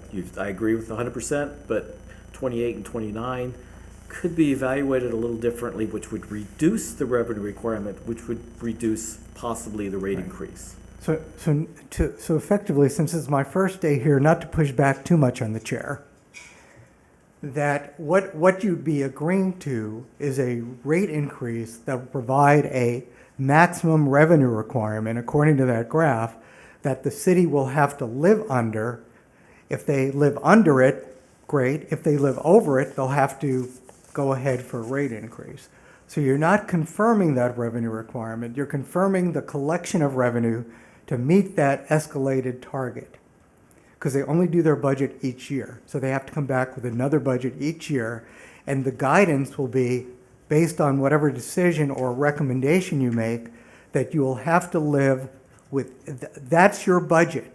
So your capital, your operating budget, your reserve target, and any other expenses that fall under there will, in order to meet that 5% or 8% revenue target, will have to live within that. So the city council will say, is your budget consistent with the recommendation that the UAC made and that we adopted of that escalation, that you're not exceeding that revenue requirement? And if you are exceeding it, what does the UAC say about that? And if you're below it, why are you below it? And what are the trade-offs that you made within the budget to be under that revenue target? Okay. I'm pretty sure that's what Angela said in a different way.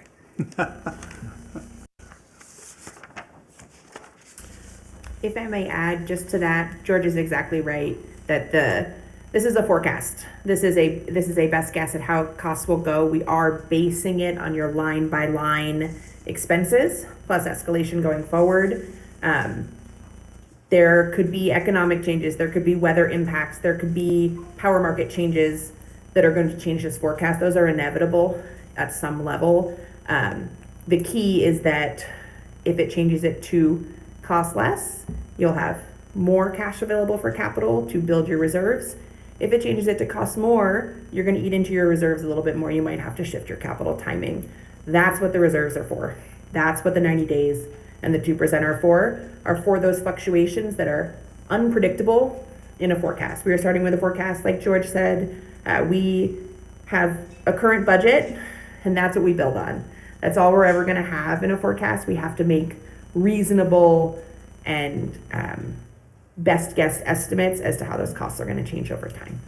So that's what we've done here. We've incorporated those. We have reviewed all those assumptions and everything with staff for each utility to make sure that they are reasonable and what is expected. But of course, they're not going to be. The only thing we know for sure is that this is not an exact forecast because we cannot know how it will play out. And just to be respectful of everyone's time, I just want to make sure that if we can move forward, we will absolutely continue to answer questions that come up. But just so that you all can see what we have for the other utilities, if we can move forward, that would be great. That's right. Just one quick question, a minute or two. How have we done in the past, the last couple of years? It seems like we cut capital improvements because we're behind the 8 ball. Is that historically what we've done in the last couple of years?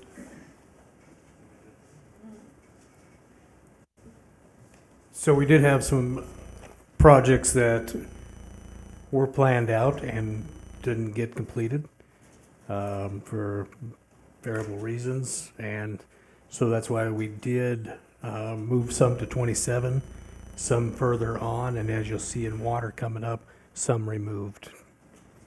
Okay, thank you. That's what I remember, but I want to make sure. Got it. And to refresh my memory on this, but the sub 3 and sub 4 stations, those are converging over to our new capacity, correct? The new 12 kV, Right, yes. and we don't, I mean, I wouldn't want to delay that at all. So, yeah, and if Yeah, I guess my question to you is, how important is that to the utility to keep that moving forward?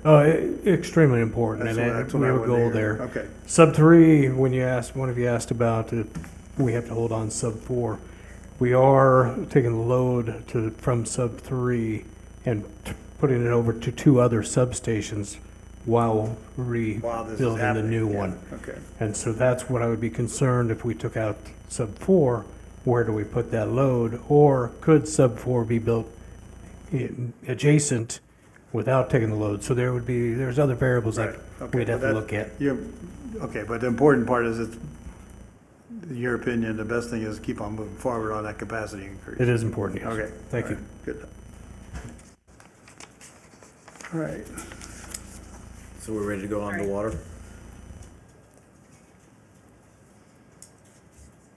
Okay, we can go on to the next slide here for water. I'm going to move a little bit quickly. A lot of these are the same basis for our fiscal policies and assumptions as electric. So we have the same study period. Our reserve targets are that similar 90 days and 2% of assets.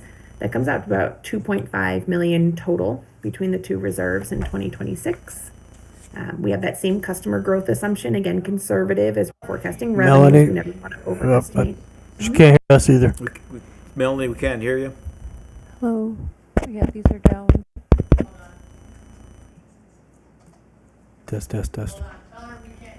Melanie, can you hear us? We can't hear you. We can hear you. I can hear you.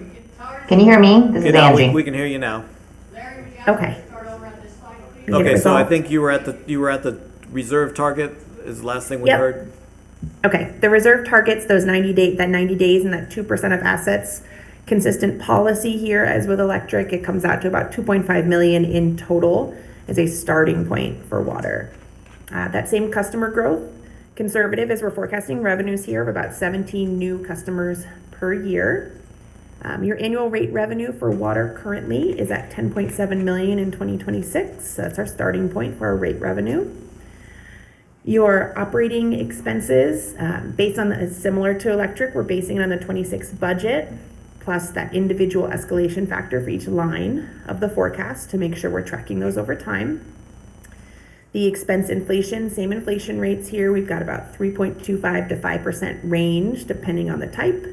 Those are going to be labor, general, construction, a variety of different inflationary factors we're applying to each of the individual expense items. And it comes out for water at about a 4% annual average increase overall to your operating costs. We do have debt service for the water utility. There is an existing Series 2019 bond. That's about 2.2 million per year. The last payment is made in 2032. It is largely made through reserve, so we'll see the major impact of that go away after 2031. We are not incorporating any future debt. And our capital plan, about 15.7 million in current dollars, 18 million in escalated to year of construction. Okay, let's move on to the next slide. Just like with electric, this is the forecast, same type of graphic here. This is the forecast at existing rates. And what this is showing you is that we've got our stacked expenses. So we have operating expenses in that same navy.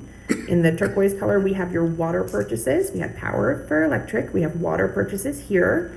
In that green bar, we have your existing debt service. You can see those payments really drop off in 2031. As I mentioned, the reserve is used for those, the existing required debt service reserve is used for the final payment in 2032. And then we have a little bit of rate funded capital in 2026. We are not showing more than that in this forecast because you do not have the existing rate revenue in this forecast starting in 2027 on to cover your ongoing operating needs before you get to capital. So different than electric here. When you kind of total up these current obligations and water purchases, your rate revenue does not cover those needs.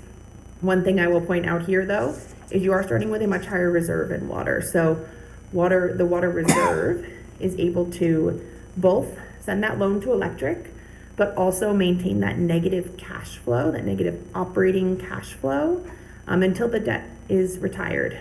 And then you gain that 2.2 million in cash flow per year. And then as you go forward, we're able to correct that with minimal increases. So again, this is without any changes. We're gonna look at it in a minute with those forecasted changes. But first, let's talk about capital.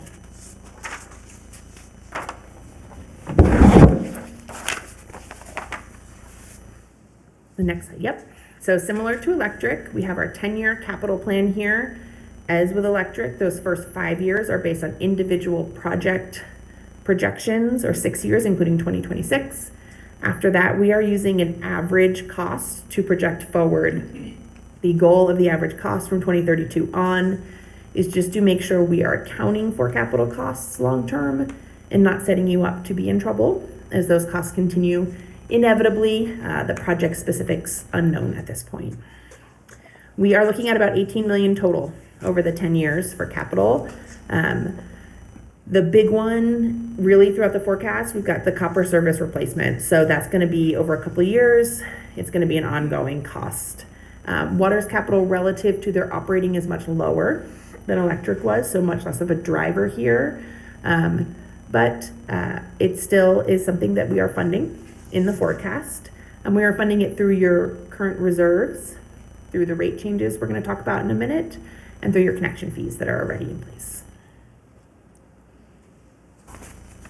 All right, we can move on to the next slide. This is our water rate revenue requirement with our proposed strategy. And I want to say up front, this does include the loan to electric, as well as the repayment of that loan. As we look here, you can see we are incorporating 3.5% annual increases. That is our general inflationary rate.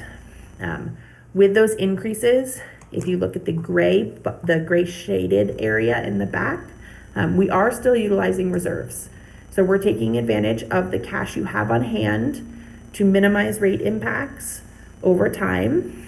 Starting in 2031, once that debt drops off, you can see 2032 forward, we are building reserves again. And we're staying at more than double that combined target that we talked about, the 90 days and the 2%. So still keeping a healthy reserve fund here for the water with those inflationary increases, and able to fund the capital as well as the operating water purchases with those changes, and your existing debt service throughout the forecast.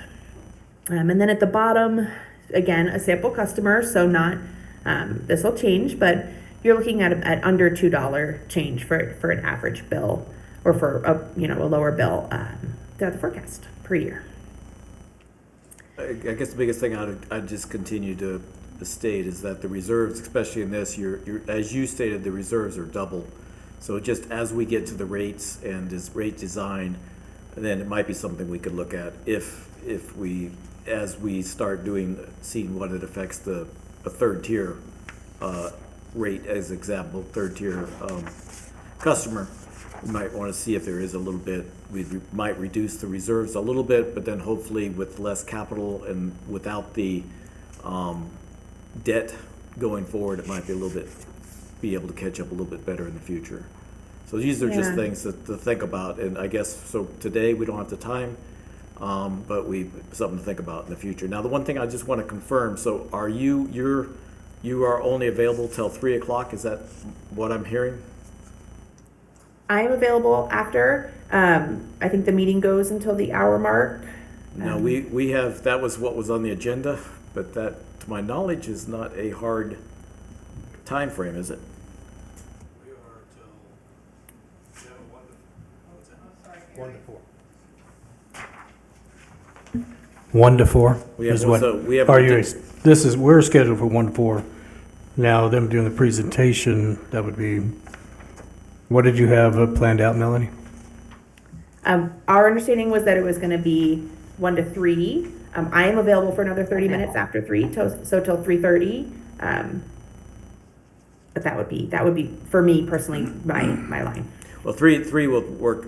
The next 15 minutes could be a little tight, but 3:30 I think will work. I did not understand that we only had 2 hours with the consultant. So that was not made clear. So, okay, continue then. Thank you. Yeah, of course. You are right in that we are, still sitting at the reserve levels above the target here. I will tell you in building and running the forecast that if we go below 3.5%, you will not be meeting those reserve targets at the end of the forecast. So this is kind of your line for a consistent rate increase over time. The other thing I would kind of go back to is one of the advantages of the water forecast is that debt dropping off that gains you cash flow. Before that, you are not, you are eating into your reserves for your operating costs on an annual basis. So your operating are going up by 4%. Your debt is staying consistent through 2031 at that 2.2 million. I would really recommend that going below this would be risky, and you'd be adjusting your rates slower than we project costs to be increasing. So. Well, the water definitely has room for, I believe, has room for conservation, but we might, as we haven't pushed as much for conservation and energy, that might have to be something to consider a little more too. So maybe some of the increases is we would try to figure out the tier levels and stuff and how we can push conservation. Then we also need to try to also go about to show the residents conservation measures too. Would be helpful, I think, in the future years. So just at a point, so there's both to be considered, trying to keep something at a reasonable rate. And as we get to the rate design, we might try to find a lower tier that is the lower income, as we've stated, and then maybe have something go. But as was also been stated, you've got to be careful how you collect it from what the general customers, because if it's too high of a tier, we can't collect everything that's needed. So that is another meeting, but I just want to keep the committee advised that we've got several things to look at and be aware of as we go forward. That's right. There's a lot of moving pieces. And as we get into rate design, there's going to be competing goals. One of the most important goals is revenue collection, right? We need to make sure we're projecting that you will collect enough revenue. When we get into adjusting the tiers in that way and prioritizing affordability for your lower tier and kind of raising the higher tier to incentivize conservation, it does put that revenue stability at risk. So it's kind of a different piece, and it might end up with a higher % increase, knowing that behavior might change and you might bring in less revenue. So those are all conversations for the future, but they do play into, of course, how the water rates play out. Thank you. Yeah. Okay. So Melanie, on these water revenue requirements, the proposed strategy for water and electric so far, let me make sure I understand this. The ending reserves is where we're at or what you're projecting, but the reserve target line, the dash line, that's where we want to be? Or how far? That's the minimum. That's the minimum. That reserve target, we want to stay above that line, that dash line. Yes. And Yep. is there a recommended percentage above that we want to be at or not? Or how does that work? No, we wouldn't recommend a path where you're gonna be building exponentially above it. Really, I think when we get out further into the forecast, it's such a nuanced thing, kind of where you fall compared to the reserve target. We try to stay close to, but above. So, this is an example. We are sitting above it. Right. A 0.25% change in this forecast would send you below it. So that's kind of the sensitivity of it, knowing that it's a forecast. But yeah, that is in our forecast, it's certainly the operating portion, the 90 days, but also whenever possible, the capital portion is our bare minimum. But right now, for right now, this, the reserve, ending reserves is really where we're at this point. Is that, can I? That's right. Okay, so so we have a lot of reserve is what I'm pointing out, is what I'm getting at. That's right. Okay. And Melanie, would you say that the 2032, the 2035 is the average capital, we don't really have a formal capital plan for water, so that's why it may look artificially higher because we don't really know the specifics after 2031 of your capital needs for water. Okay, I understand. Yeah, I follow that. But again, we have a lot of reserves, which means we should be spending that, or I think we should be spending it, but, That's right. Okay. And that's exactly right. So we are utilizing your reserves heavily in the water forecast, and that's actually why that's why we picked water as the utility that gives the loan to electric as well, is because of that cash we don't available have for enough those, there. use what you have without going below those targets. So yes, we are relying on your reserves to pay. It's hard to see on here, but even that dashed line with the 3.5% increases is below your annual cost when you add up operating water purchases and debt service. So we are using those reserves for your ongoing needs through 2031, as well as capital, but even for your operating side. all right.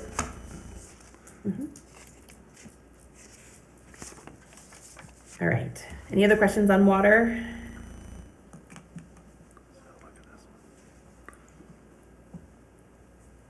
Again, any other questions? Okay, we're good. Okay, let's move into wastewater.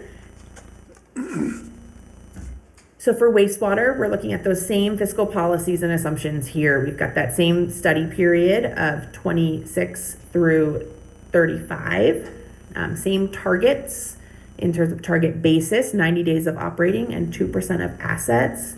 That comes out to, just under $1 million in total for wastewater. That 0.26% customer growth, those 17 residential customers per year on the revenue side. Your annual rate revenue is at $2.5 million for wastewater in 2026. So that's our basis, that's our starting point on the revenue side. Your operating expenses, a little bit different here based on the budget and how the actuals played out. We are basing them on the 25 actual expenses plus inflation. We're adding an extra year of inflation, of course, to make sure we are coming up to 27 on an apples to apples basis. Our expense inflation is consistent with the other utilities. So we've got about a 3.25% to 5% inflationary factors going into this. We are seeing an average annual change in expenses of 4.65% when you add it all together with those line by line changes. There is no existing debt service for wastewater, and we have a pretty large capital plan here of $21.6 million in current dollars or 24.7 in escalated dollars. So that's our starting point for the 10-year forecast.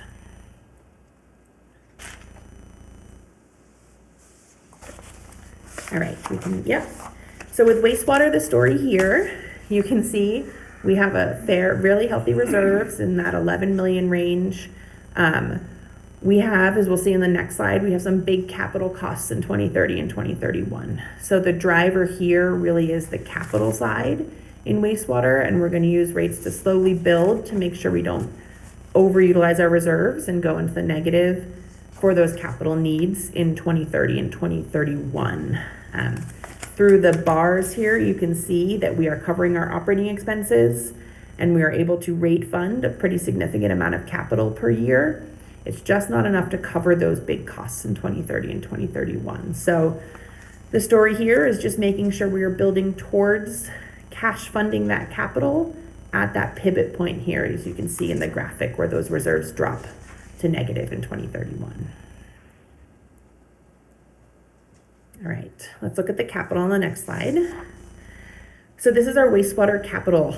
As I mentioned, those big years in 2030 and 2031, those are for the lift stations 1 and 3 upgrades. Those fall into the same couple of years out there. So all other years around 1 to 2 million, we see those larger expenses. So what we're doing here is that we are funding capital through our reserves, and we're building our rate revenue to make sure we have enough on hand in 2030 and 2031 to fund those larger expenses in the future. And that's the advantage of a rate strategy. We can plan for that and not have to jump rates significantly the year of to cover those costs. And then just like the other utilities in 2032 through 2035, we do have that placeholder annual average as we go forward. So that again is not project specific to what's starting in 2032. That is just to make sure that we have a reasonable estimate of capital going forward that we're making sure you're able to cover. Okay, let's move on to the forecast. All right, so with wastewater, as I mentioned, that big crunch point is in 2030 and 2031. In order to have enough rate-funded revenue and reserves to cover those capital projects without utilizing outside bonds or other types of funding, we are looking at 5% increases in 27 through 2031. After that, we are able to drop down to 3% longer term. You can see here with those reserve targets and, the reserve amounts in the background, the gray shaded area, that we are holding on to those reserves and using them in 2030 and 2031 to fund those projects. We drop a little below the target in 2031 and 2032, but with those rate changes, we are bouncing right back up just above the target in 2034 and 2035. So the driver here for wastewater is those large projects, those lift stations in 2030 and 2031. That is what's driving the need for increases here. And those 5% come out to about, between $1 and $1.50 per year for a sample bill. So dollar-wise, not a large impact, but they are 5% to really catch up with those needs and make sure you have the cash on hand to fund those capital projects in 2030 and 2031. Any questions here? Question? Okay, we're good. Okay. All right, on to the last one here, the landfill utility. Similar policies and assumptions here. Same study period, our 90 days of OpEx and 2% assets. We actually just have, on the operating side, no assets for the landfill. So 436,000 is our target. As we look at customer growth, that same 17 residential customers per year, or about 0.26% growth rate. Our rate revenue is lower here for this utility. It's 1.3 million in 2026, so that's our starting point. We have operating expenses. They're based on the 26 budget plus inflation, including the contract costs for collection. The expense inflation, about 3.25% to 5%. Those same factors, we're going to apply them line by line here, just like we did for the other utilities. And in total, that comes out to about a 4.38% annual average increase in expenses. We have no existing debt service, and we have a capital plan of about 2.2 million in current dollars and 2.4 million in escalated dollars. So much smaller than the other utilities as we look at the forecast.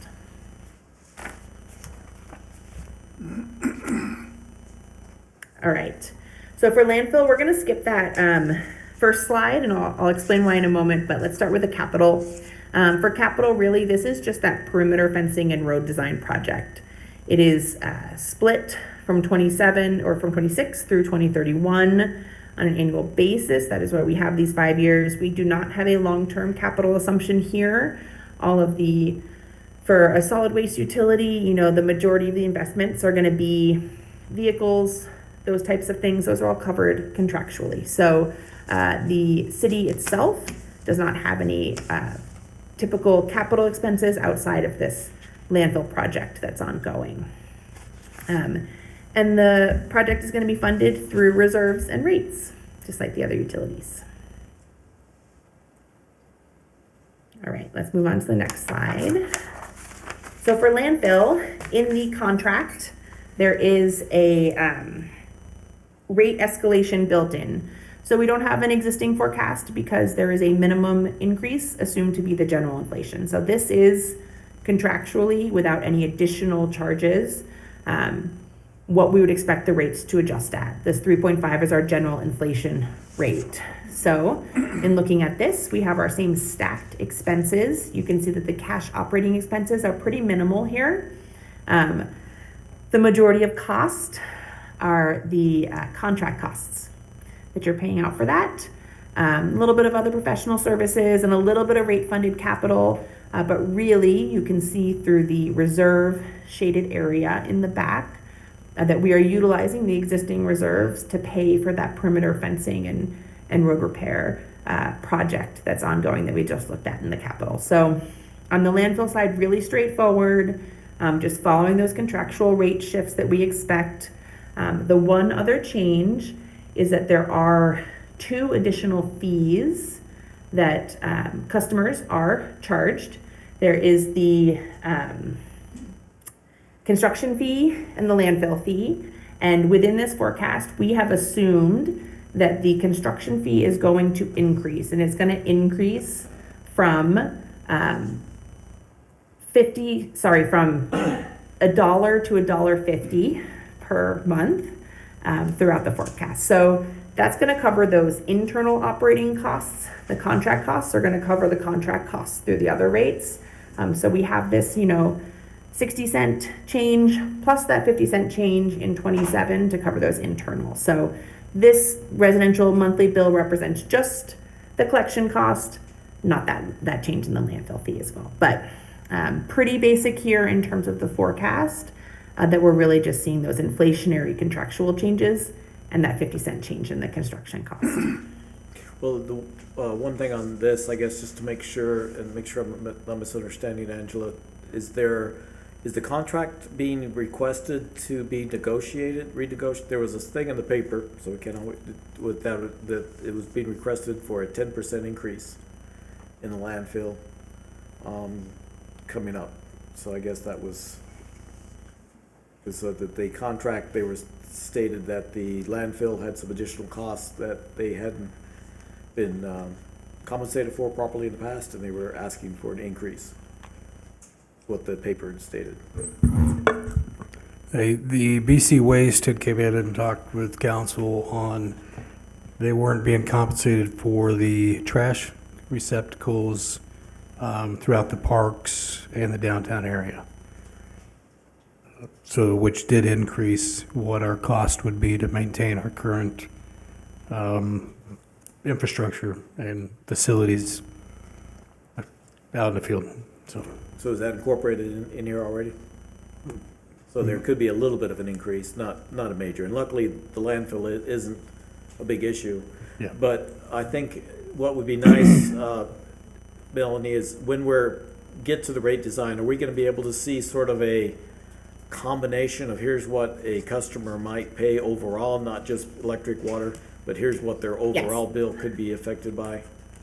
Yes. Okay, So that would be helpful. we do. In a couple slides, we have it for kind of our projections today. Once we get to the rate design and we make decisions on the different rate strategies for electric and water, we'll rebuild this to make sure that we have it for them as well. And just really quickly, we are including an 8% contract increase in 27 for that, for the BC Waste contract. After that, we're holding it at the 3.25% per year. But Okay, again, it's hard to see with the bar charts, any Yes. increase, Yeah. so it's, thank you. Any comments on the landfill? Okay. Seems like we have a lot of reserve in landfill. Too much reserve. I mean, we probably ought to be, is there any way to utilize that quicker or to get that? Yeah, we could Or- go or with the can that money lower- be transferred? Can that money be used in other parts of the utility? It has to stay in landfill? I think it's all one combined fund officially. We would recommend tracking them all and maintaining them individually, but I think similar to that's- how we did with the water loan, it's certainly an option Hell, to we're help gonna end up with- mitigate. So you have a Minimum requirement. Sorry, go ahead, Gary. Sorry about that. Check. So you have thank you, closure fund, and then also for the construction projects. So that's part of the reserve? Yes. The closure fund? Yep. And that always hangs there?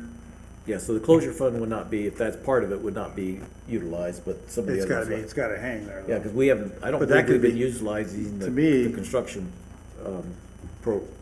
amount though, up to this point. Yeah, so we do have the closure fund included in our analysis. It is not included in what you're seeing here.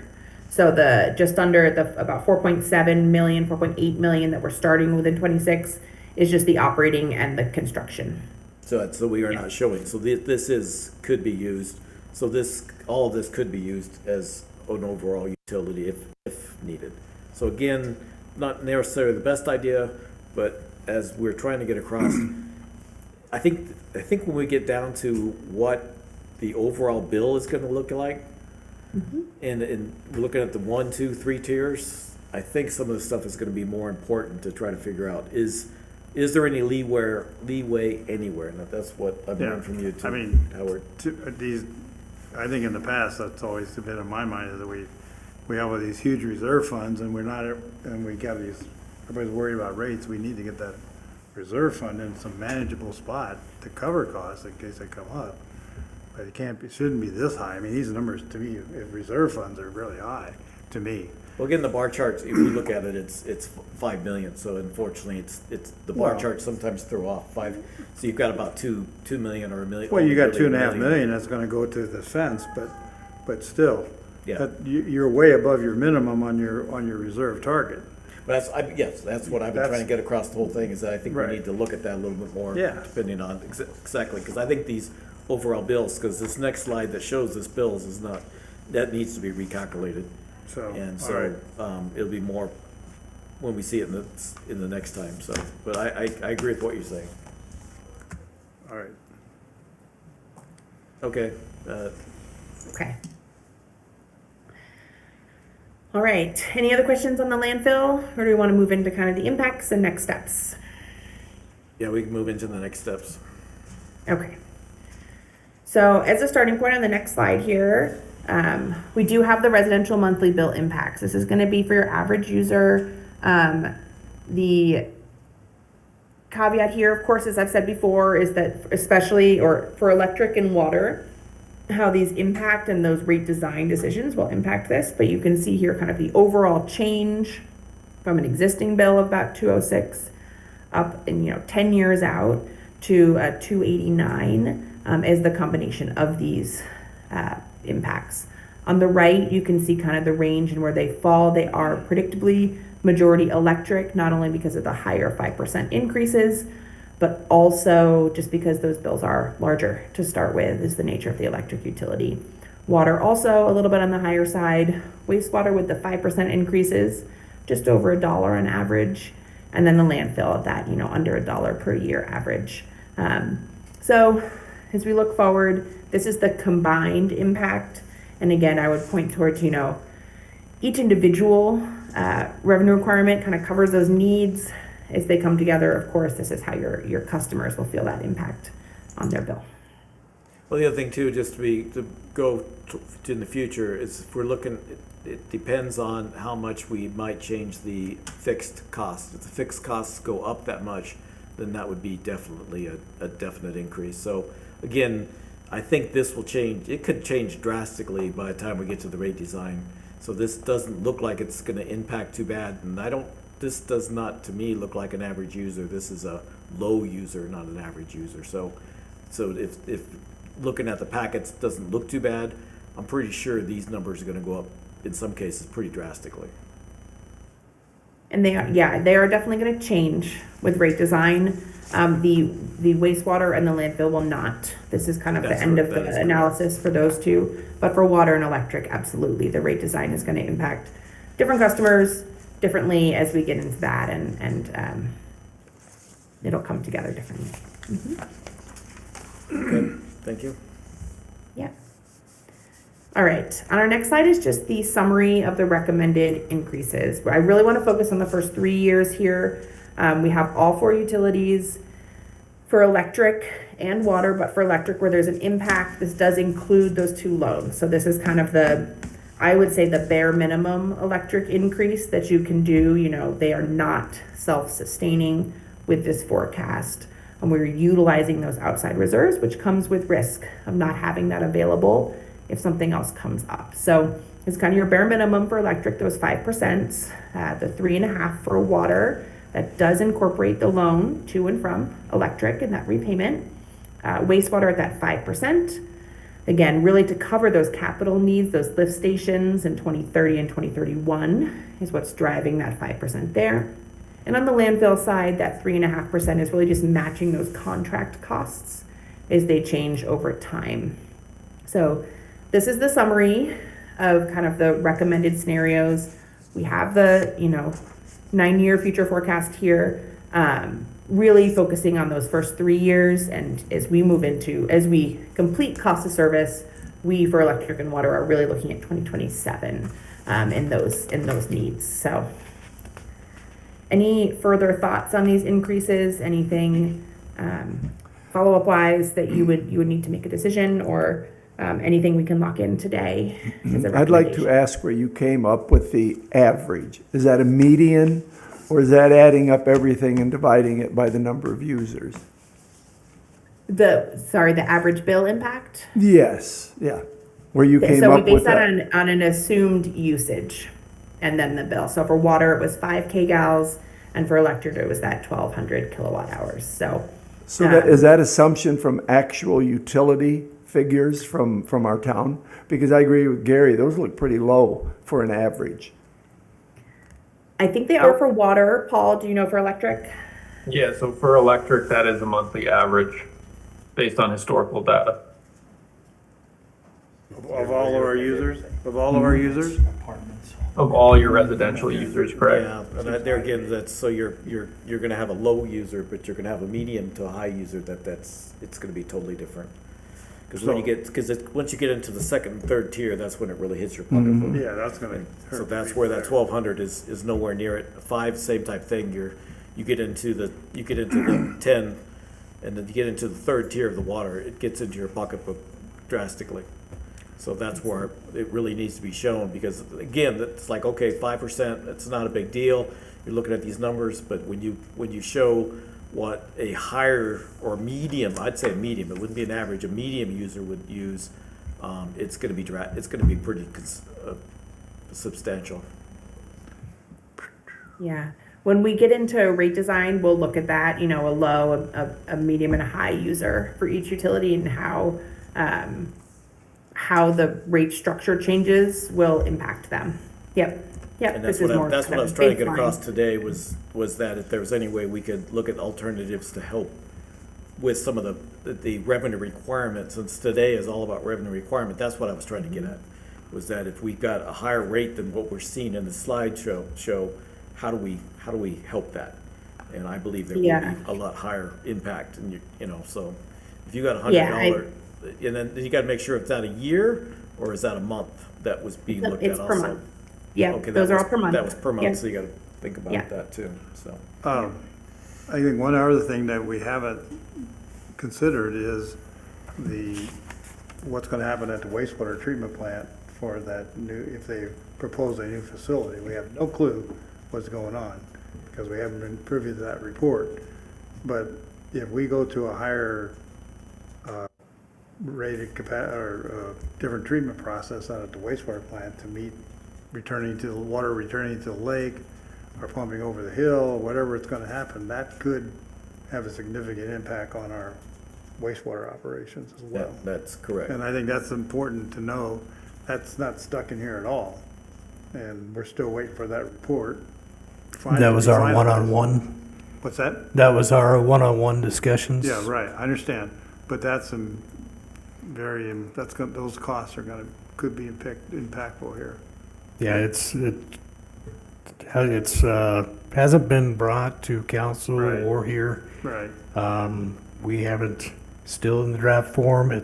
right. What we've heard is not feasible. So it'd be something that, I'm not surprised. so, But there is a lot of public sentiment that we should be doing something with that wastewater and not just letting it go out to the desert. And right or wrong, doing the next level of treatment to get it to the lake, which a lot of people are clamoring about. We're not contributing to the recycling programs with Lake Mead.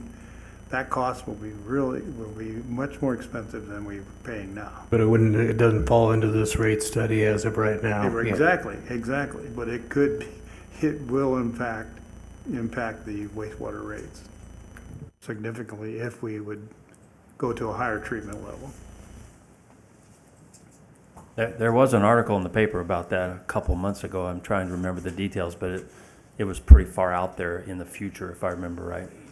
And the other thing, it would be nice, and you guys probably know this, we're looking at the rate increases for the future. It would be nice to see what we've done in the last 3 years or so as a comparison. I think it's about the same, isn't it?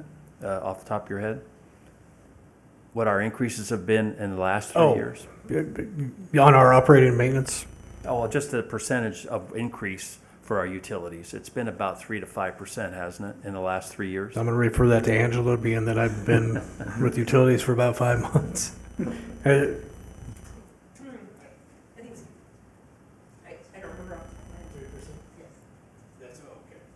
So we've had a standard 3% increase over each year.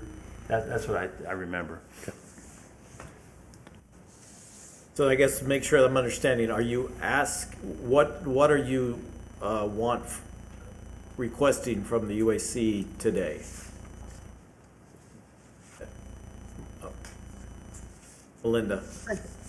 Melanie, sorry.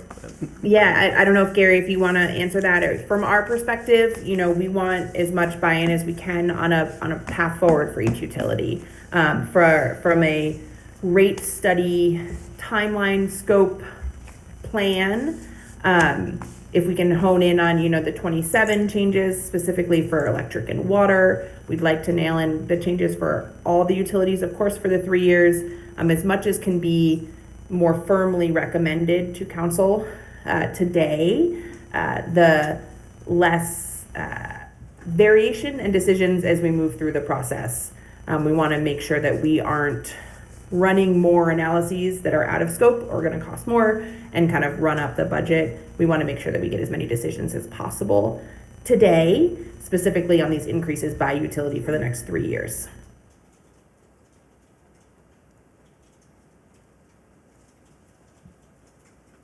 Any comment? Well, everything you've gone over today sure seems reasonable to me, in my perspective. Yeah, I agree that I think continuity in rate increases in our town, because everybody expects rate increase, and as long as we're not going to propose something that's outlandish, there are probably some ratepayers that we could adjust a little bit in certain aspects, maybe some commercial electric or the bad thing about adjusting large users is that basically we're punishing the people that are trying to conserve. So I think 3.5% myself personally seems fair, you know, across the board. But we're looking at 3.5 for water, 5 for electric, and 5 for wastewater. Yeah. So my biggest problem is you know, so we're looking at the next 3 years, so that's 15% total. 2 years after that you got 25%. You're going to get into the pocketbooks pretty heavily. I still think we want to look at some of the numbers in the future and look at the reserves. I think I can agree with 5% for 27, possibly 28. And maybe it's the case is that 27, 28 if we have to, but 29, 30 maybe. 5% isn't outlandish. It's just when you add it all together, it does get pretty. Like I said, I think I wish we would have seen the more of a middle tier on those things sooner to make because I think you're going to see a lot larger increase to a medium rate, a medium bill. So you could be like $100 a month. When would be our next opportunity to see how the tiered would be? Well, will we see that? Yeah, we will, but that's going to be a thing. So I guess since Melody only has 10 more minutes left, then we need to make sure we got her time, and then the agenda we'll see how we fit in. Because I think the tiered rates are really going to be what we want to really see at this point. Yeah. I think we're headed in the right direction for sure. So I guess the question is do you want us to say 27 or the whole thing? I'm a little hesitant to continue out with 5% for the longer range. I understand sustainability, trying to keep the thing, but I think I'd like to look at some of those a little more. I can definitely agree with 5 in 27 and possibly 28 if we have to. After that, I would hope to have a little bit of adjustment. If I'm understanding George right, with his way of saying is if we go with the higher level, then we could always get a little bit less than a budget in some of those, but we definitely wouldn't go above that. So that's some feasibility. So if I can jump in as George, so what FCS needs from this group, and I think they've heard it, is are there any changes in the basic assumptions that they've made that are causing heartburn? Right? Have they done something? It seems to me from listening to the conversation that clearly the city can use its existing reserves and bring those down to the 2%, something that is reasonable industry standard. So that seems pretty clear. For the next 10 years, we don't know.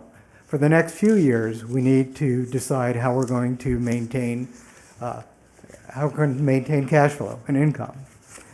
There's the boundary condition they've given you with, if we want to start doing it tomorrow, it needs to be 9%. That's extraordinarily high, and maybe we don't want to do that.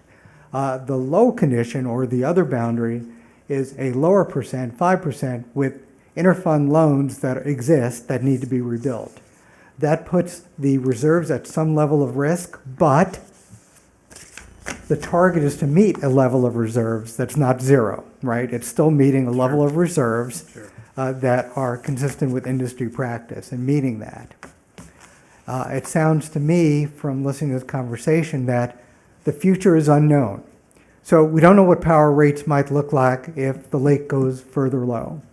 We're not going to begin projecting what that's going to be because your guess is as good as mine at this point, but we need to monitor that. And if we need to change rates because of that, we're going to have to bring that back as an issue. So what they need to know is, are there any changes in the assumptions that they've used that are critical that you want to see explored? Or are they good with what they've already done based on the analysis they've done that will lead to some choices that the UAC needs to make at its next meeting over what they would want to recommend to City Council? For instance, and I'm not saying you do this now because I don't think we're ready for that, but if you were to agree with everything they've proposed, then that ought to be put in the format of some kind of resolution or motion. So when it's brought to City Council, staff report laid out what you've heard here today and what the UAC is recommending based on what you've heard today. We're not ready to make that as a motion to approve, but it sounds to me like the inputs that have been generated are sufficient to make that motion. Not today, in the future.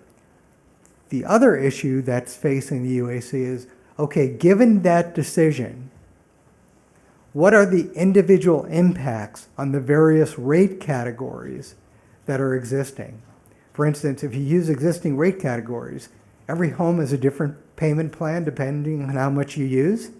So you might want to look at that as impacts. These are just average, and these are not finalized.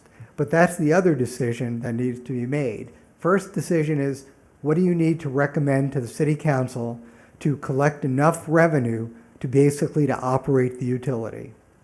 The second question is, what are the changes to individual rate class that will minimize the impact on certain consumers? You haven't heard that information, but it's typical that utilities have an internal subsidization on different rate classes. That's just the way it goes. So what happens once you've agreed to that revenue rate class, once you've agreed to the revenue that you believe needs to be achieved in rate increase, and what is the impact based on a variety of scenarios on individual customers? But that's not before you today, and in fact, it shouldn't be before you today, because today's discussion is what is the rate, what you need to make for a rate decision or recommendation for rate decision that ensures that you're collecting enough rates to pay for your operating costs, to pay for your capital costs, and to maintain a reserve that is industry practice. It's not too high, but not too low. So that's sort of what's before you, and what I was going to recommend is that at your next meeting, we talk about that more, is to bring forward a couple of resolutions that are based on this study that you could have choices. And you might want to have one choice. You might like the proposal at 5%, the 3.5%, which is really just inflation. Or do you think that there's a combination because of the uncertainty in the out years? You know, maybe you only want to do it for a couple of years. But we also need to identify that if you do approve an increase for a couple of years, but you also agree that there ought to be this interbasin loan, there are some future decisions that will be incorporated in that decision because you'll need to plug in that rate increase because you're not going to borrow from it and not repay it. I mean, you could decide that'll be a recommendation. I don't think anyone would suggest that's a good recommendation, but you could decide to do it. But you don't want to eliminate this rate stabilization fund totally without having a plan to restore it. Does that make sense? Because that, to me, that's the next step. FCS has done a good job in putting together the scenarios so you get a good, boundary conditions on what is to be looked at. The next step is to approve for a recommendation of council on what you think the best strategy is. And then council can decide based on what you've recommended and based on the information presented, whether they like the recommendation, whether they accept that, or they want to modify it or send it back. So that was a lot. But Melanie, is that consistent with what you need to sort of finalize That's the rate exactly right. revenue? Yep. That our assumptions today, the incorporation of how we're building over time, the risk level in utilizing reserves and balancing the rate impacts of that. That's what we're looking for today, confirmation that you agree with that. We will take that, which will result in that total revenue need for 27, 28, and 29, and we'll move forward. It is not locked in stone, of course. When we next talk, we'll talk about rate details for electric and water, and we'll look at what this means for the rate impacts for the other two utilities over the next 3 years. But that's exactly right. The decision today is, do you understand and support the assumptions and decisions and risk level associated with our forecasts? I do, because the big unknowns in forecasting what we're going to be spending, not so much what we're going to collect, but I kind of agree with George. I'm comfortable with a few years, maybe 3, but forecasting out much farther than that, that's really scary stuff. So as long as we're going to get another chance to look at this, I agree with the fundamentals that FCS has presented to us to move this thing forward. We go down the list? Yeah. I agree with you. I think everything sounds reasonable. I think inflation's going to end up being 5%, my opinion. So we keep up with inflation, that's great. Maybe something for the next agenda item. I would assume that the city could come up with a low, a medium, and a higher income structure of how much the rate increase is going to be based on those tiers we talk about. Maybe that's, I've seen, I think in the past where the city's done that before in the utility monthly newsletter, where they've come up with the three different low, medium, and high income people for these different tiers. But yeah, I think everything that you guys have come up with is reasonable. Now, Melanie, so we're past your time. Do you need to go, or you got another 5 minutes? Because just for a quick thing, or we can state our opinions or recommendations. I appreciate that, Larry. I can stay for another 5 minutes just to make sure we get this. Yep. Okay. So I guess then we'll make it quick and then we can finalize our recommendations with the city and go from there. So I still, pretty much as I've stated, I think there's a few things of the overall fundamentals that could be reevaluated, and I would push for that. Otherwise, again, on the 2027, with the fundamentals, the percentage, I agree with 27. I can live with doing 28. I would like to look at 29 a little bit more closely, and that is my opinion. So, Ken? I would agree that they've done a good job, and they've looked at things that we wanted to look at. If we take a loan from one of the other utilities to help out the electrical part of it, I think we definitely have to stay above the minimum reserve that is required. So, but other than that, that's it. It's good. Yeah, I'm good. I agree with everything everyone said so far, but my own biggest concern is these reserve targets. And you're saying that number, those targets are acceptable, normal practices? These 2% and the 90 days, of course it is, but is the 2% of assets what's normal? Does it work for you? Yeah. If the 2%, if, whatever normal is for, I'm not questioning it, I just want to make sure that 2% is normal.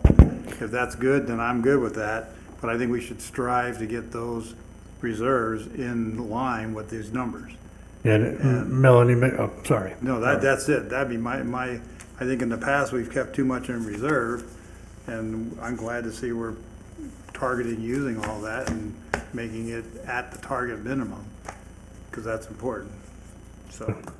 But what everyone else has said, I agree with, so. Well, Gary, are you going to make because just to remind everybody, the 2% is new. It is not what we're currently doing. That's 2% of the assets. And we do have $5 million in an emergency fund for extraordinary capital.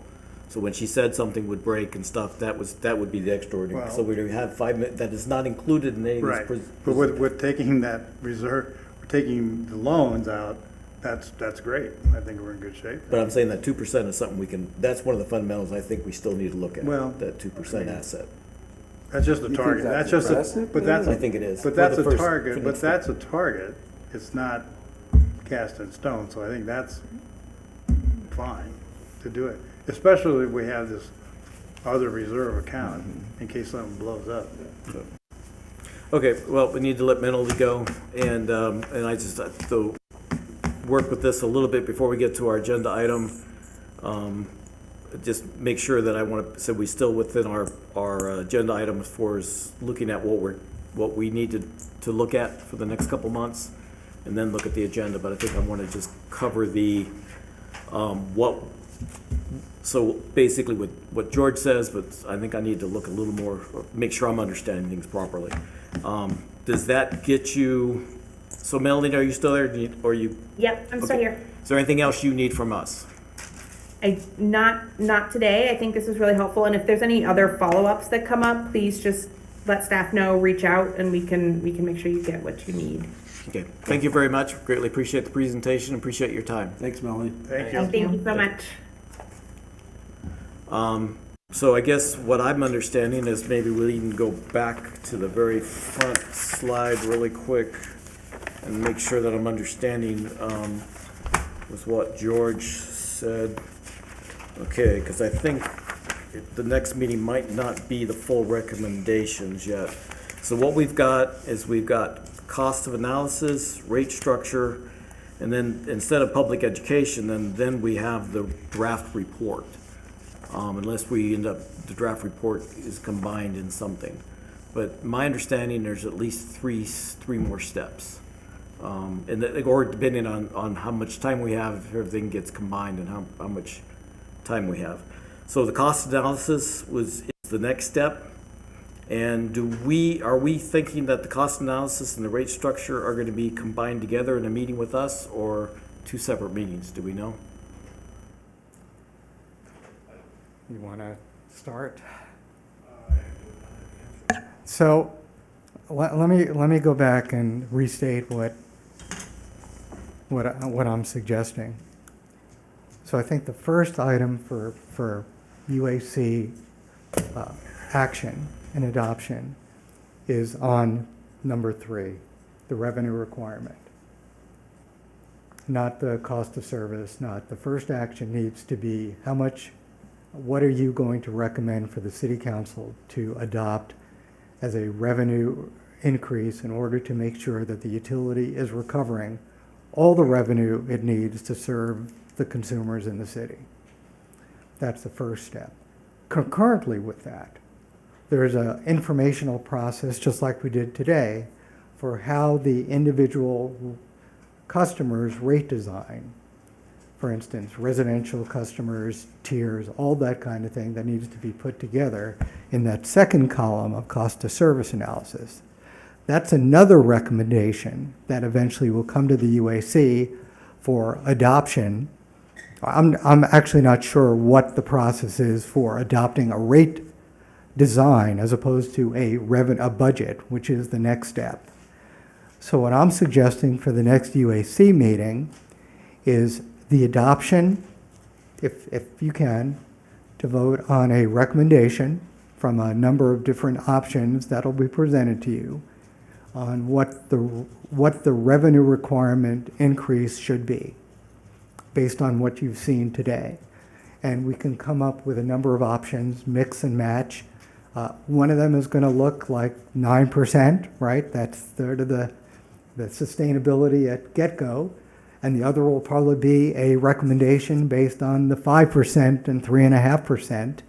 And then we may have another recommendation that we haven't determined what that might be. And you can mix and match, but that's going to pretty much the bounded that goes to City Council. At the same time, I'm hopeful that you can be presented with the cost of service design in a draft form that they're working on right now, so you could see what the impacts of that decision will be on individual consumers for discussion that will lead to another meeting for an adoption of a rate design that you think is fair. Because there are a number of trade-offs in rate design that need to go forward, because there are some embedded policy decisions that the city has made that generate a particular rate design that we're not getting into now because we don't want to extend the conversation further than what is really before the UAC right now. So my hope would be that you would be able to adopt a recommendation for a revenue requirement proposal at the next meeting and then get a presentation. Now, I don't know if the FCS can do that. I assume that they can because they're working on it now, that you could see what the various impacts would be on water and electricity. On wastewater and landfill, it's less of an issue, but on electricity and water, it's significant because there are some policies that the city has adopted over time for water that plays into how those expenses and costs are driven to the rest of the community in the various rate categories. Does that make sense? Well, one of the things that I understand is that the FCS has one more presentation to give us and one to the council. And that's part of the problem that we need. We've got, I would say that just, and what you've gone through, that we would need 2 minimum, 3 preferable meetings. And then we have, and still we're not talking about the draft report. In the past, the draft report is very important because that's where a lot of the recommendations come out. So so instead of us saying, now the revenue requirement to move things forward is, and then on my portion there, I got a big question for this committee. Do you want more or less information? See, to me, this is very frustrating to not even see a whole number on these revenue requirements. These slides to me didn't make sense because they didn't show us the true revenue. So we did not get, in my opinion, we should have had, okay, here's the revenue for the rates, here's the budget that we would have had a discussion on today that we did not have that opportunity for. So we cannot give the council our advice on 2024 budget. We don't have those numbers, and it'll be too late by the time we meet again. So we are going to be discussing the revenue requirement for the rate only, not for this year's, but not for next year's budget. That is gone today. So I appreciate what you're saying, George, but we still need to make sure that we have the proper time frame to meet these. And so, because the next scheduled meeting is July, and the other thing we have is that is the council, have we got a confirmed thing when council needs this by end of August? Or when does the council have to have our recommendation for their meeting? We made a tentative timeline. It would be the second meeting in August. Second meeting of August is when they would need We it? would take it to council. Second meeting in August. So Now, if that's if everything in July, if we need to have another meeting, when the contract was made with FCS, it was determined through that contract that 3 meetings would be sufficient enough in one council meeting. However, if it's something that we need to have an additional meeting, it's something I would need to get quoted through them and see what we can do on that to make. well, we could see what the budget is, but we also could possibly meet without them and We say, could. here's the data, here's what we think, and then take it back to them. Now, when you want to dive into more data, what data are we talking about that you want to dive into? Because when we talk about CIP projects, we've adjusted what we feel we can handle, and also based on industry rates and what is needed and what can hold off. Well, because what I'm talking about is what I'm used to, and that's what I'm trying to get a feel for the committee. Yeah. Is that basically, in general, what should come out in the budget brochure, and so you have the breakouts of the general revenue requirements, so capital. You're going to see graphs and numbers. There'll be numbers at least. These Okay. graphs did not give us good numbers. Okay. So at least if you're going to ask me to approve a revenue requirement, I want to see numbers. But that number is going to be, I guess what I'm not arguing, I'm trying to understand, because when we look at these graphs and then you look at another graph and number, then you're going to want to know how does this number get developed? Basically, I think when we We're can gonna get into see the that weeds of- if there's not that much of a difference, and that's what I can see from the numbers that I've been able to see, 26 and 27 are not that much different. Correct. So there's no, it is what it is. 28 and 29, I would appreciate some evaluation, and as I've stated before, there's probably only a few things to look at. We need to find a way not to go out in the weeds, and I'll do my very best, but I'm asking, if the rest of the committee doesn't want it, then I guess I'll quiet. I'm the only one. I'm happy with the projections we're making because it's including the capital, which is probably the most expensive part of it, because I think the other things are stable. The only wild card I see that's unstable is what we're gonna buy power costs. Well, the will admin, be I'll bring it up unstable. now, the admin fund, it is a wild card. The admin fund is being increased substantially, and so that's a wild card I would like to discuss. Well, I don't know, I don't know, to me I don't think that's impactful unless I see some numbers, but. We'll see, we're not seeing the numbers, that's the Well, problem. but the capital would be the most, and I think the way this is distributed and the 3% and 5% increases over the next 10 years are reasonable. I think I'm comfortable with seeing these numbers at this point, but I'd like to see the tier part like we talked about, so I'm happy with this numbers. Okay, now, but are you saying you're happy with the numbers you've seen, or would you want to see, because I'm just, like, for instance, the revenue is $12 million for something, and the expenses is $12 million. You break those out into 3 or 4 categories to see what makes that up. It's just, like the brochure has, it just makes it easier to understand. And as you go out, then you see that, okay, I've got a 300,000 increase, I've got a 500,000 increase, and I can understand how much, and then some of that, Well- what's making that up. That's what I'm asking for. Well, I think Now, if nobody else wants it, then that's fine. What was stated by finance is that we'd have to live within the budget that the revenue's gonna give us. So I mean, you look at 5% and 3.5% over the next, 2 years, that's reasonable. Yeah. At the end of 2 years, you're trying to predict 28, 29, 30. I mean, it's kind of a wild card. It's going to be based on what happened the last 2 years, So it's the best guess. That's all we can go by. And even the whole 10-year process to me is reasonable. It can change, it could go up, it could go down, but if we keep up with inflation, that's pretty damn good, considering what we pay for rates for water and power compared to over the hill there.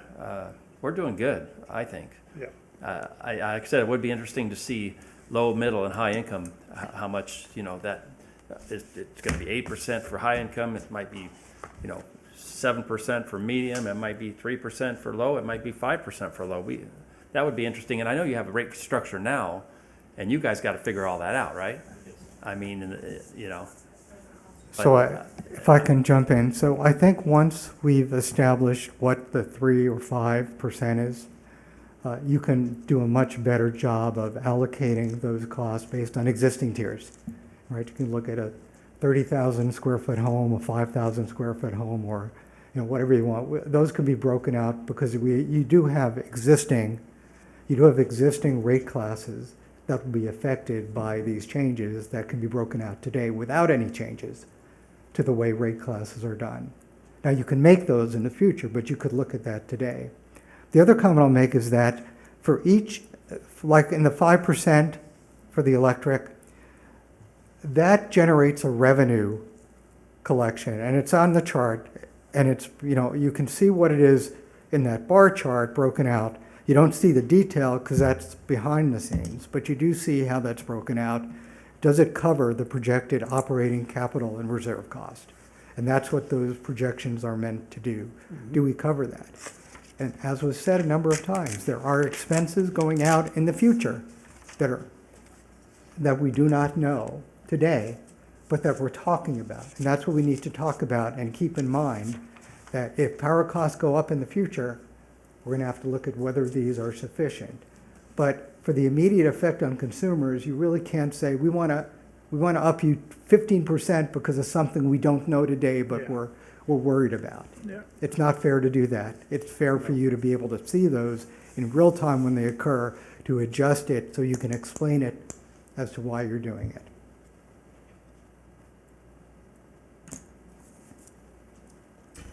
So you don't need a recommendation from us right now.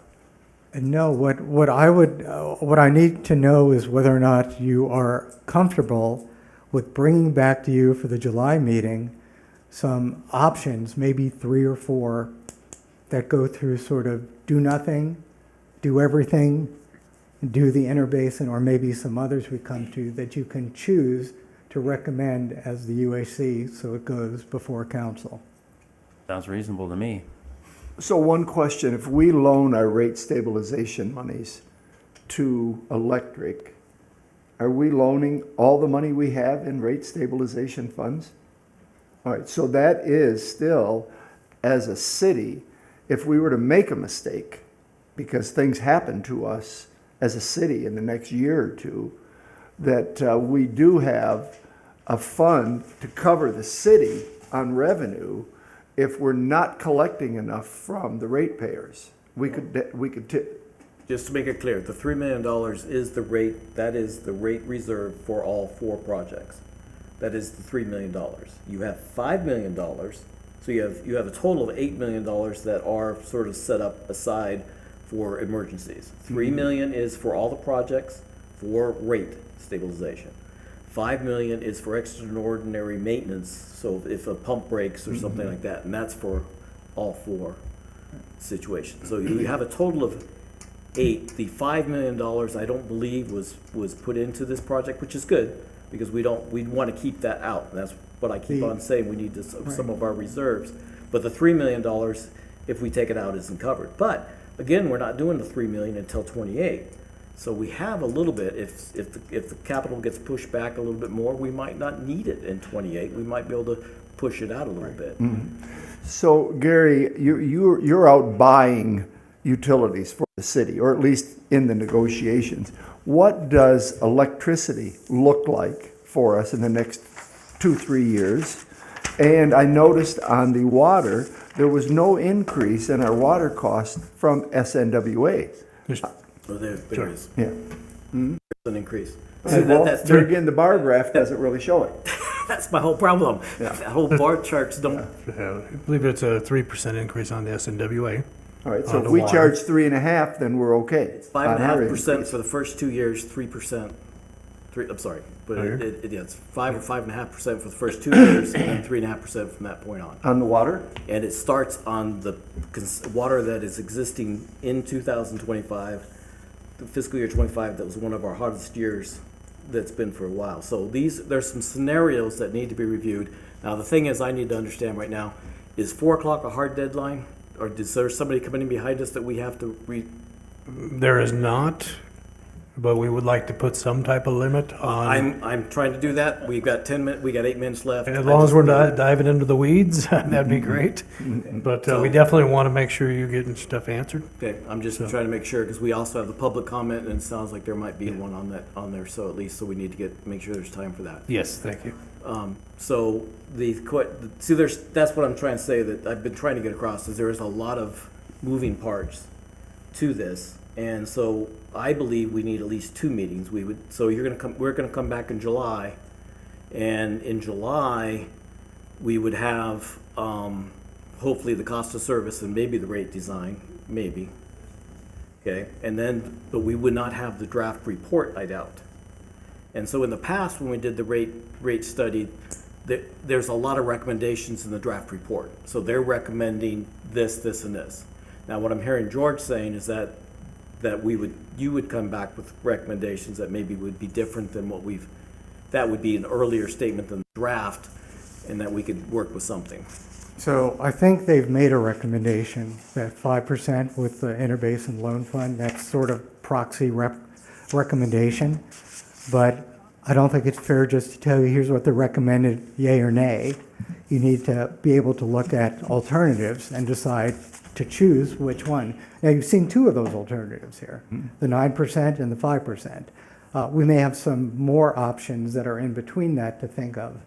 But that's the recommendation right now, to meet all the goals of what the study was supposed to accomplish. And so we need to be able to solidify that in order to see the impact on individual customers. Now, if it's only for 3 years, which I agree, you don't know much about, that 5% for 3 years will generate, are you going to use the interbasin loan or you're not? What's the impact? What are the causes? What happens when you do that?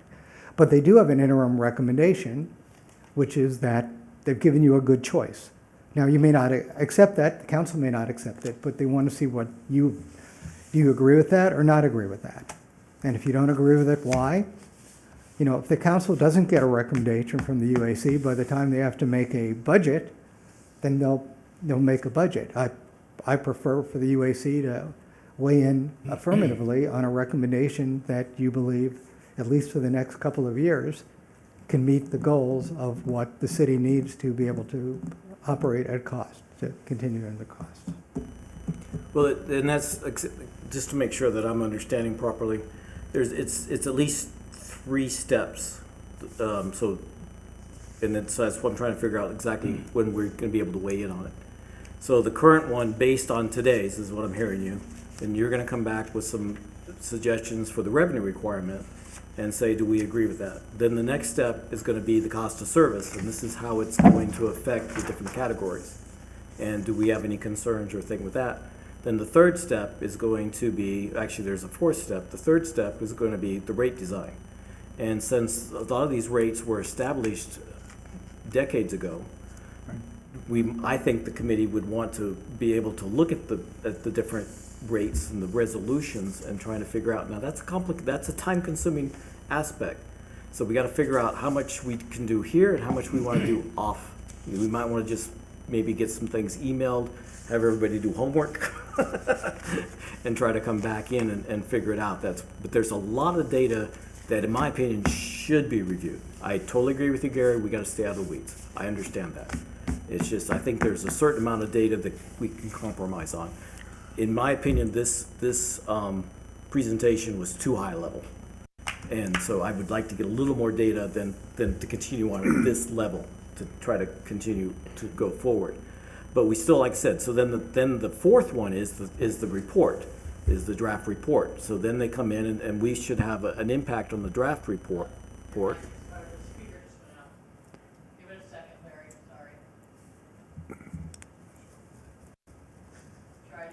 Okay. Just keep talking. Okay, so the you gotta keep talking. So the draft report is test. what that we've put in, that's gonna go to the final, and then the final report is what the. Yes, it is cut off in 4. I'm sorry, we have our speakers sometimes not lately, I don't know why. Test 1, 2. Test 1, 2. Try it now. Okay. So then the draft report, then they're going to come back with a final report, and that's, I assume, is what you're going to take to the council on the second meeting in August. Currently, that's tentative, and if I may make a suggestion and kind of go on in line with what you mentioned, is we couldn't have the meeting in June. They didn't feel they'd have enough information to bring back here after this meeting. So with direction for them to keep moving in the direction they're going, we have our scheduled meeting in July. We could schedule another meeting without FCS, as you had mentioned, and hold it in here and dive into it a bit more, if that would work, if that would help. Well, that's what if the committee agrees with me, what I'm trying to say is I believe, and I'm just trying to make sure I understand George also, is that the next step that George recommending is the revenue requirement. But a big key to this is the revenue requirement. Budgets, after today, that's the budget for 2027, that's over. That's already done. That will be established by the council by the time we meet again. So that budget we will not get an input on. So we're looking at the revenue requirement and just a proposal for the next coming years for revenue requirement. And then it depends on what that package might look like. So a package that we would review before the next meeting. So whether that's something we want to do in June or whether July. Now, the key question is what is going to happen in July. So do we have the cost of service and rate structure, or just cost of service in July?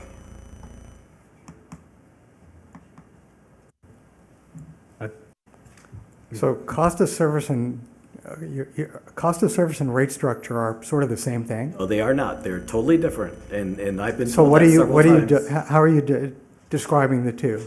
Because right now what they're doing is they're looking at how much does it cost to serve the golf course, say that. How much does it cost to serve the golf course? And are we collecting enough revenue to equal what it costs to serve? No, the cost of service is how it breaks out to each customer service. The cost of service is how much the residential rate's gonna go up, how much you're gonna increase the commercial rate. That's a big issue. So then, once you've decided that, then you're gonna figure out what rate design you're gonna do to help distinguish what it's gonna be. So what percentage is the residence gonna go up? What percentage is the commercial gonna go up? Okay, then we look at the tiers. How are we gonna adjust the tiers? We have a lot of different aspects in the resolutions for electrical. We have, I don't know, we have quite a bit of different, especially for commercial, because you've got demand, you've got different things. Are those up to date? Are those something we want to look at?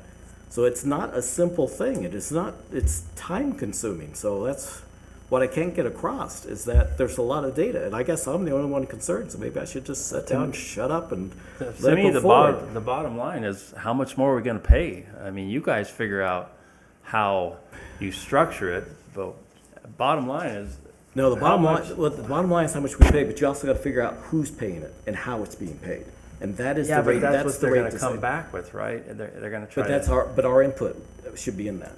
Yeah, it's just. And then the resolutions will be the final aspect, how the resolutions are written, and we should have a recommendation on that too. So there's a lot of pieces to it, so if 1 or 2 meetings, I'm not sure is gonna cover it all. So I don't know how it was determined when the contract was put in place of why there was only 3 meetings, but it was determined that was sufficient. So in July, they do plan on bringing back we should be at a point where we're close, where you can make determinations. And if not, then that's something we need to schedule further, and we can determine in July at that time, I would imagine. You mean they'll have tier structures where Yeah, determined by then? yes. I hope so by July, because if it's just the cost of service, then the tier structure is in the rate design. That's the difference. Okay. And so if the rate design isn't there, they would not have it available. And so it is, I think it's gonna get squished towards that August meeting. And then we just need to figure out how we're available, how we're all available in the next 2 months. So whether it's at our normal meeting, or if it's gonna be what's available, and stuff like that. So there is a few little variables for us to help you. Yeah. No, and that's good. I think, and reason why we didn't do June is because they would not have all that ready. And again, So I think July we should be good, and we can key in on our next meeting with them, just get some, because one of the things we wanted to talk with them about is get that timeline set up. So that could be in our next meeting with them, before we have another UAC meeting, and we can get that out to everybody.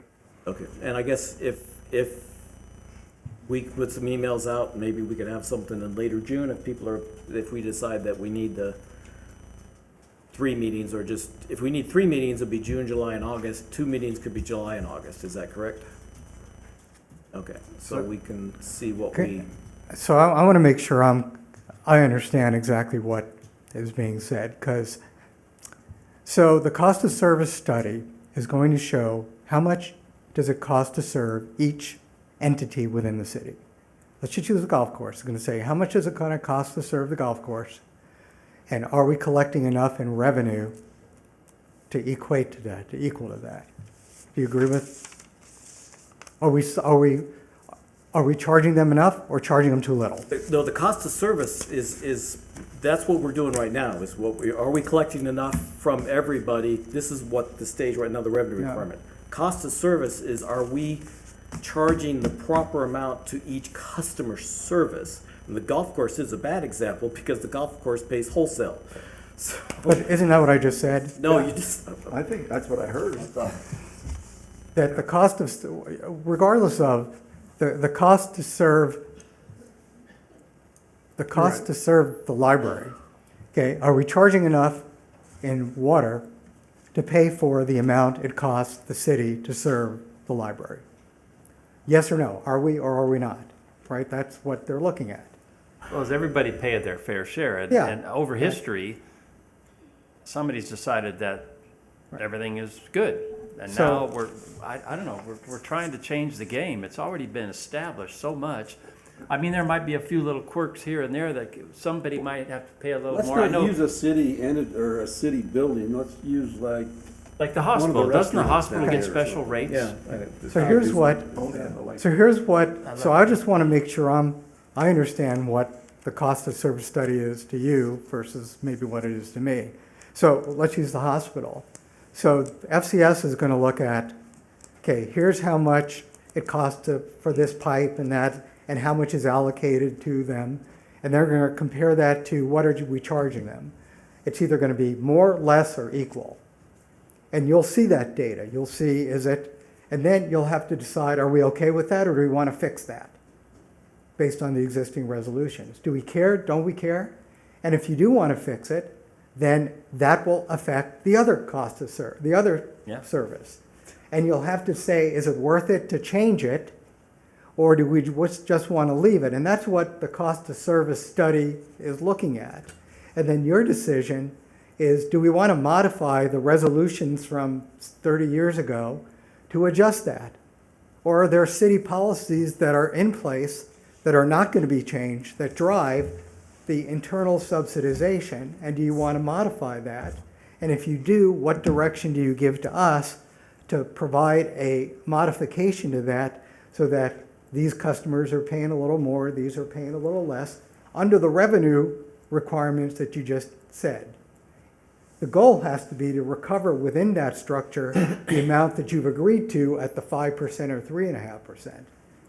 That's, as I understand, what a cost of service study does. So is it part of our scope of work as this committee? How in the world do you figure out cost of service for all the different types of homes, businesses, categories?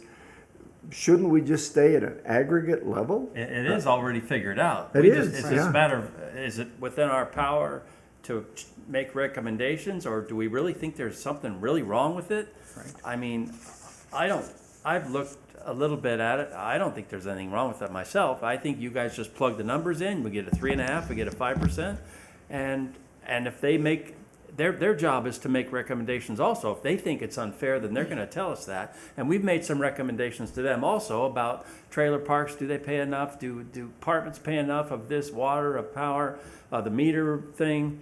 I mean, they're gonna come back to us if they don't think it's fair. Right. I think if we get too deep into it, I mean, we're trying to change the So- whole thing. That's I don't- within our scope. Yeah, That's all of our scope. I agree. I don't want to change our basic structure because it's taken us years to evolve to what we have. And if we try to upset the ship right now, somebody's going to be mad because they're getting penalized because somebody else is getting subsidized. So I think you can guarantee that someone is going to be mad. Yeah. Okay, I think that we can work that into the baseline. So FCS, and I've seen some of the, FCS is going to provide you with what are the impacts currently? Because when you made those rate decisions, you didn't have substation number 3. You didn't have a lot of things that are now being built for a variety of services. So you will see what the impact of the current budget is on those decisions made before. And you'll decide whether or not you think it's fair. Is the differential between the classes or the policies, are they fair? Are they reasonable? Are they equitable? Do we need to make a change?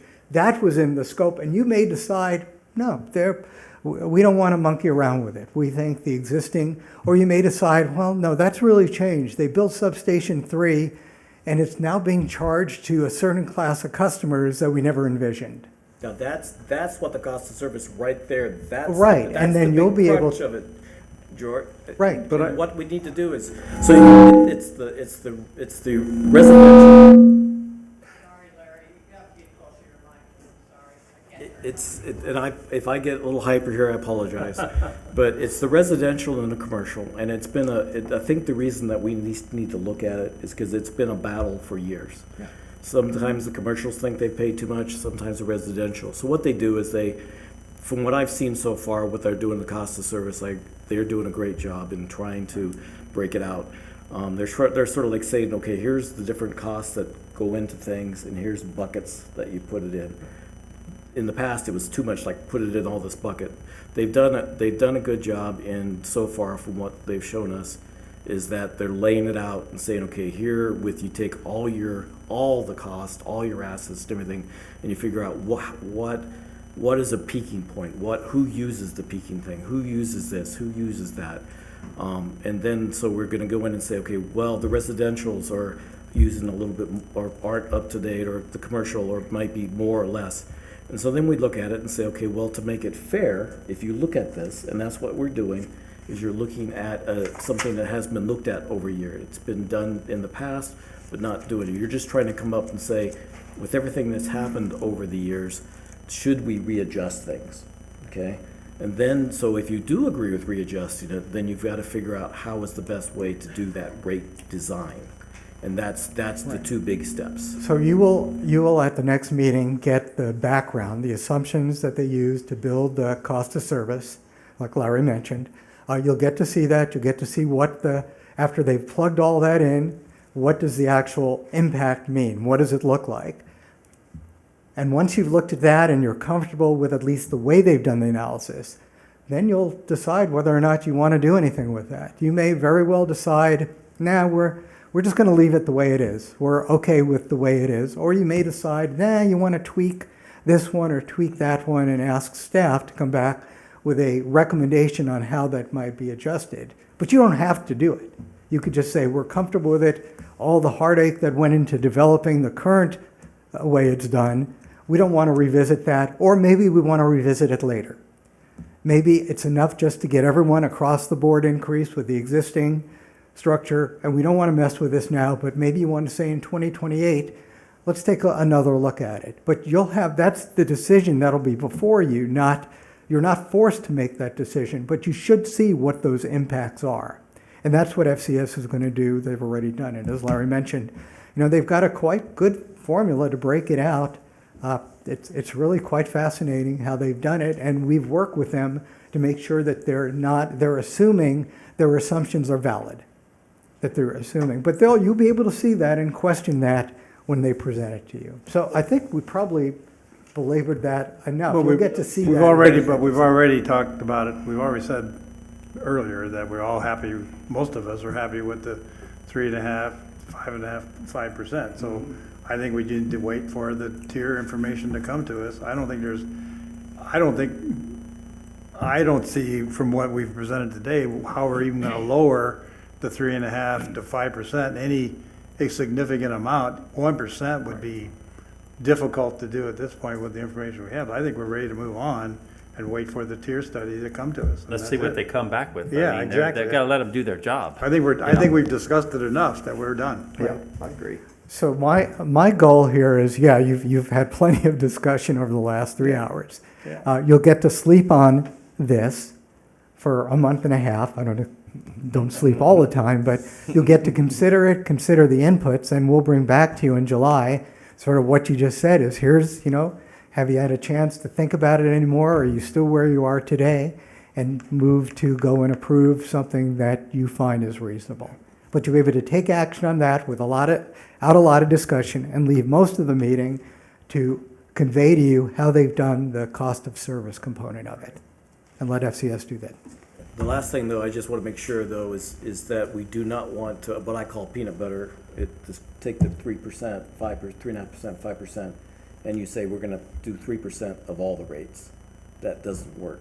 So, and they've done that in the past. So when you say, okay, you do the fixed rate, you put that to 5%, it doesn't work.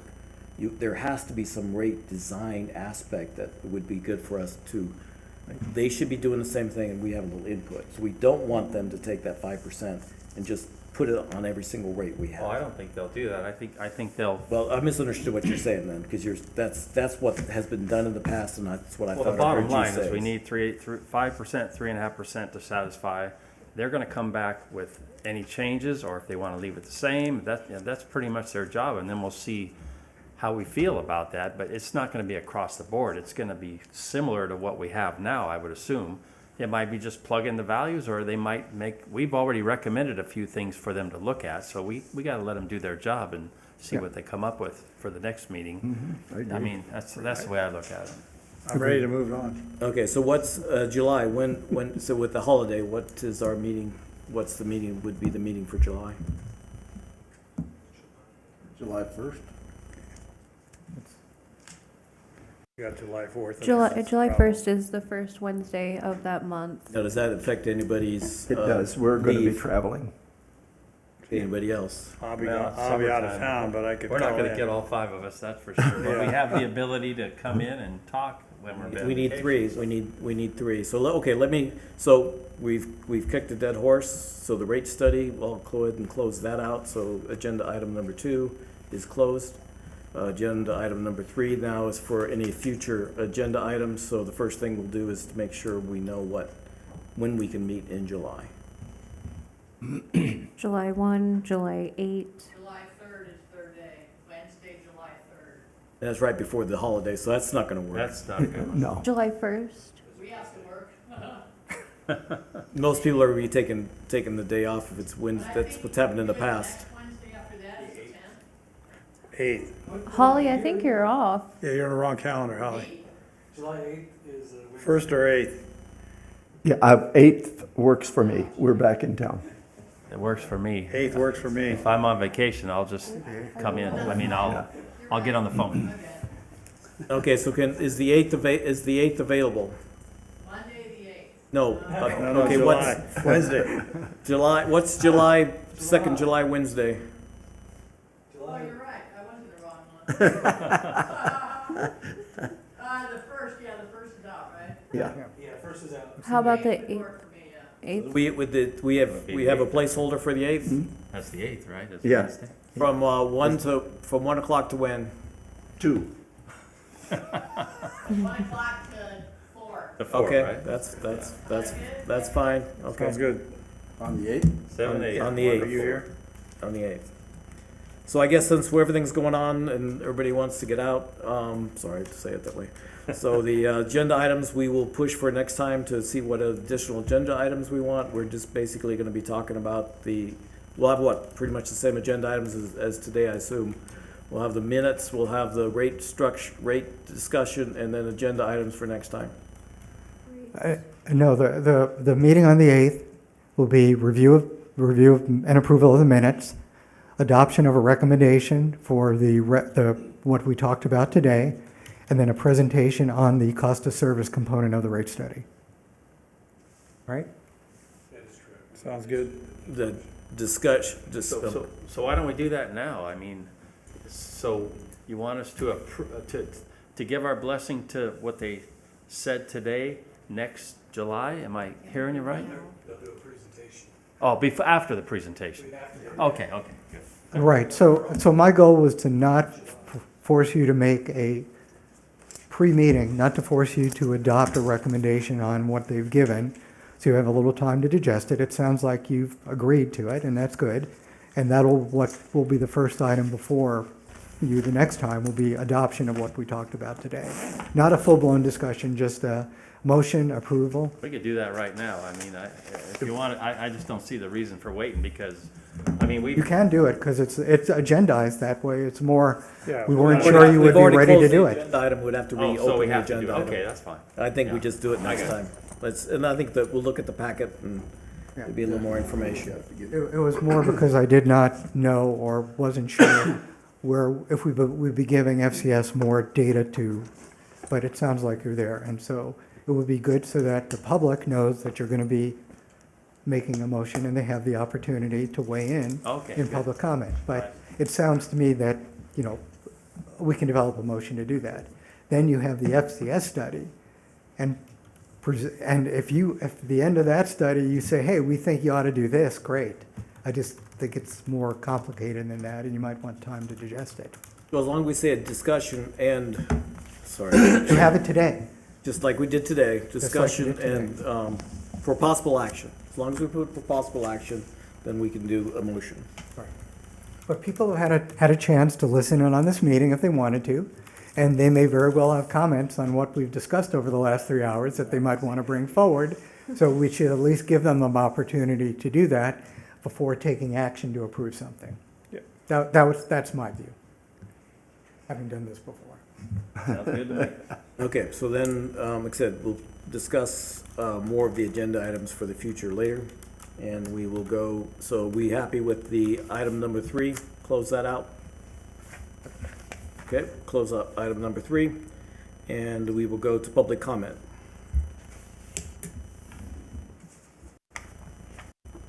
We Okay, do so have callers for public comment. you have calls? Then Yeah. you just open it up then, please. Okay. Do you want to announce the number again? I think you've already got callers. Hello, this is the Utility Advisory Committee, public comment. Please go ahead. Yes, again, for the verbatim record, Fred Volz. A few updates based on the collective comments during this meeting will help your future efforts.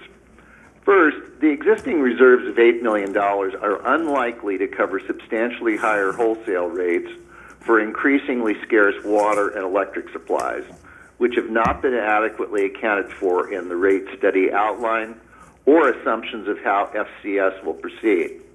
The probability of this occurring is extremely high and will boost rates far higher than 9%. Second, it is uncertain how toxic wastewater discharged from the tentative closed-loop cooling system at the proposed new data center will be handled or if it can be remediated. The project proponents haven't fully disclosed the technology or the chemicals to be infused in the wastewater drawn from the BC treatment plant. If the discharge of spent coolant goes to the BC wastewater treatment plant, major upgrades and treatment procedures will likely be required. Third, some $700,000 of annual administrative billing fees are being suggested for electric usage billing at the proposed data center. That is, a service provided by BC for SNWA. You need to know if this new revenue would be coming to the city's electric fund or taken by the city's general fund. Fourth, if the two city golf courses were charged commercial water rates, not wholesale, as a self-sufficient enterprise fund contributing to water system operations and maintenance expenses, as with Cascada, they would be adding over $2 million a year to water fund revenues. Finally, regarding reuse of wastewater, it has been over 3 years since SNWA committed to an over $2 million ratepayer-paid study.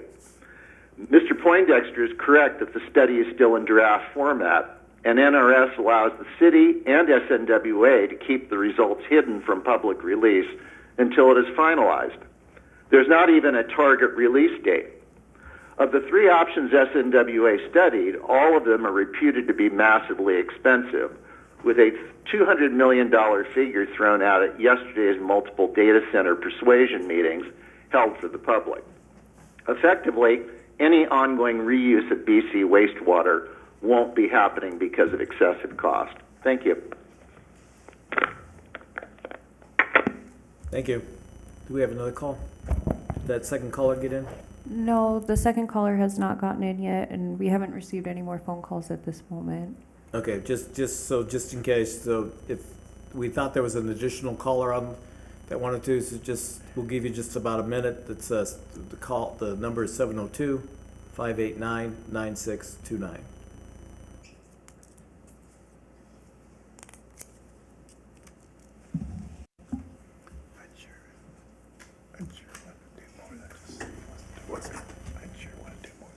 So again, if somebody's having a problem with calling in, if you could just email the clerk, city clerk, BC, so it's bcnv.org, then we can get the comments to us and to the next meeting at least.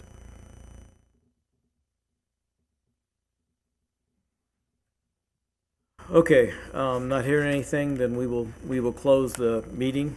Thanks. So thank you everybody for your time and attendance, and we will meet back in. So now it's July 8th is when we are looking at. Thank you very much.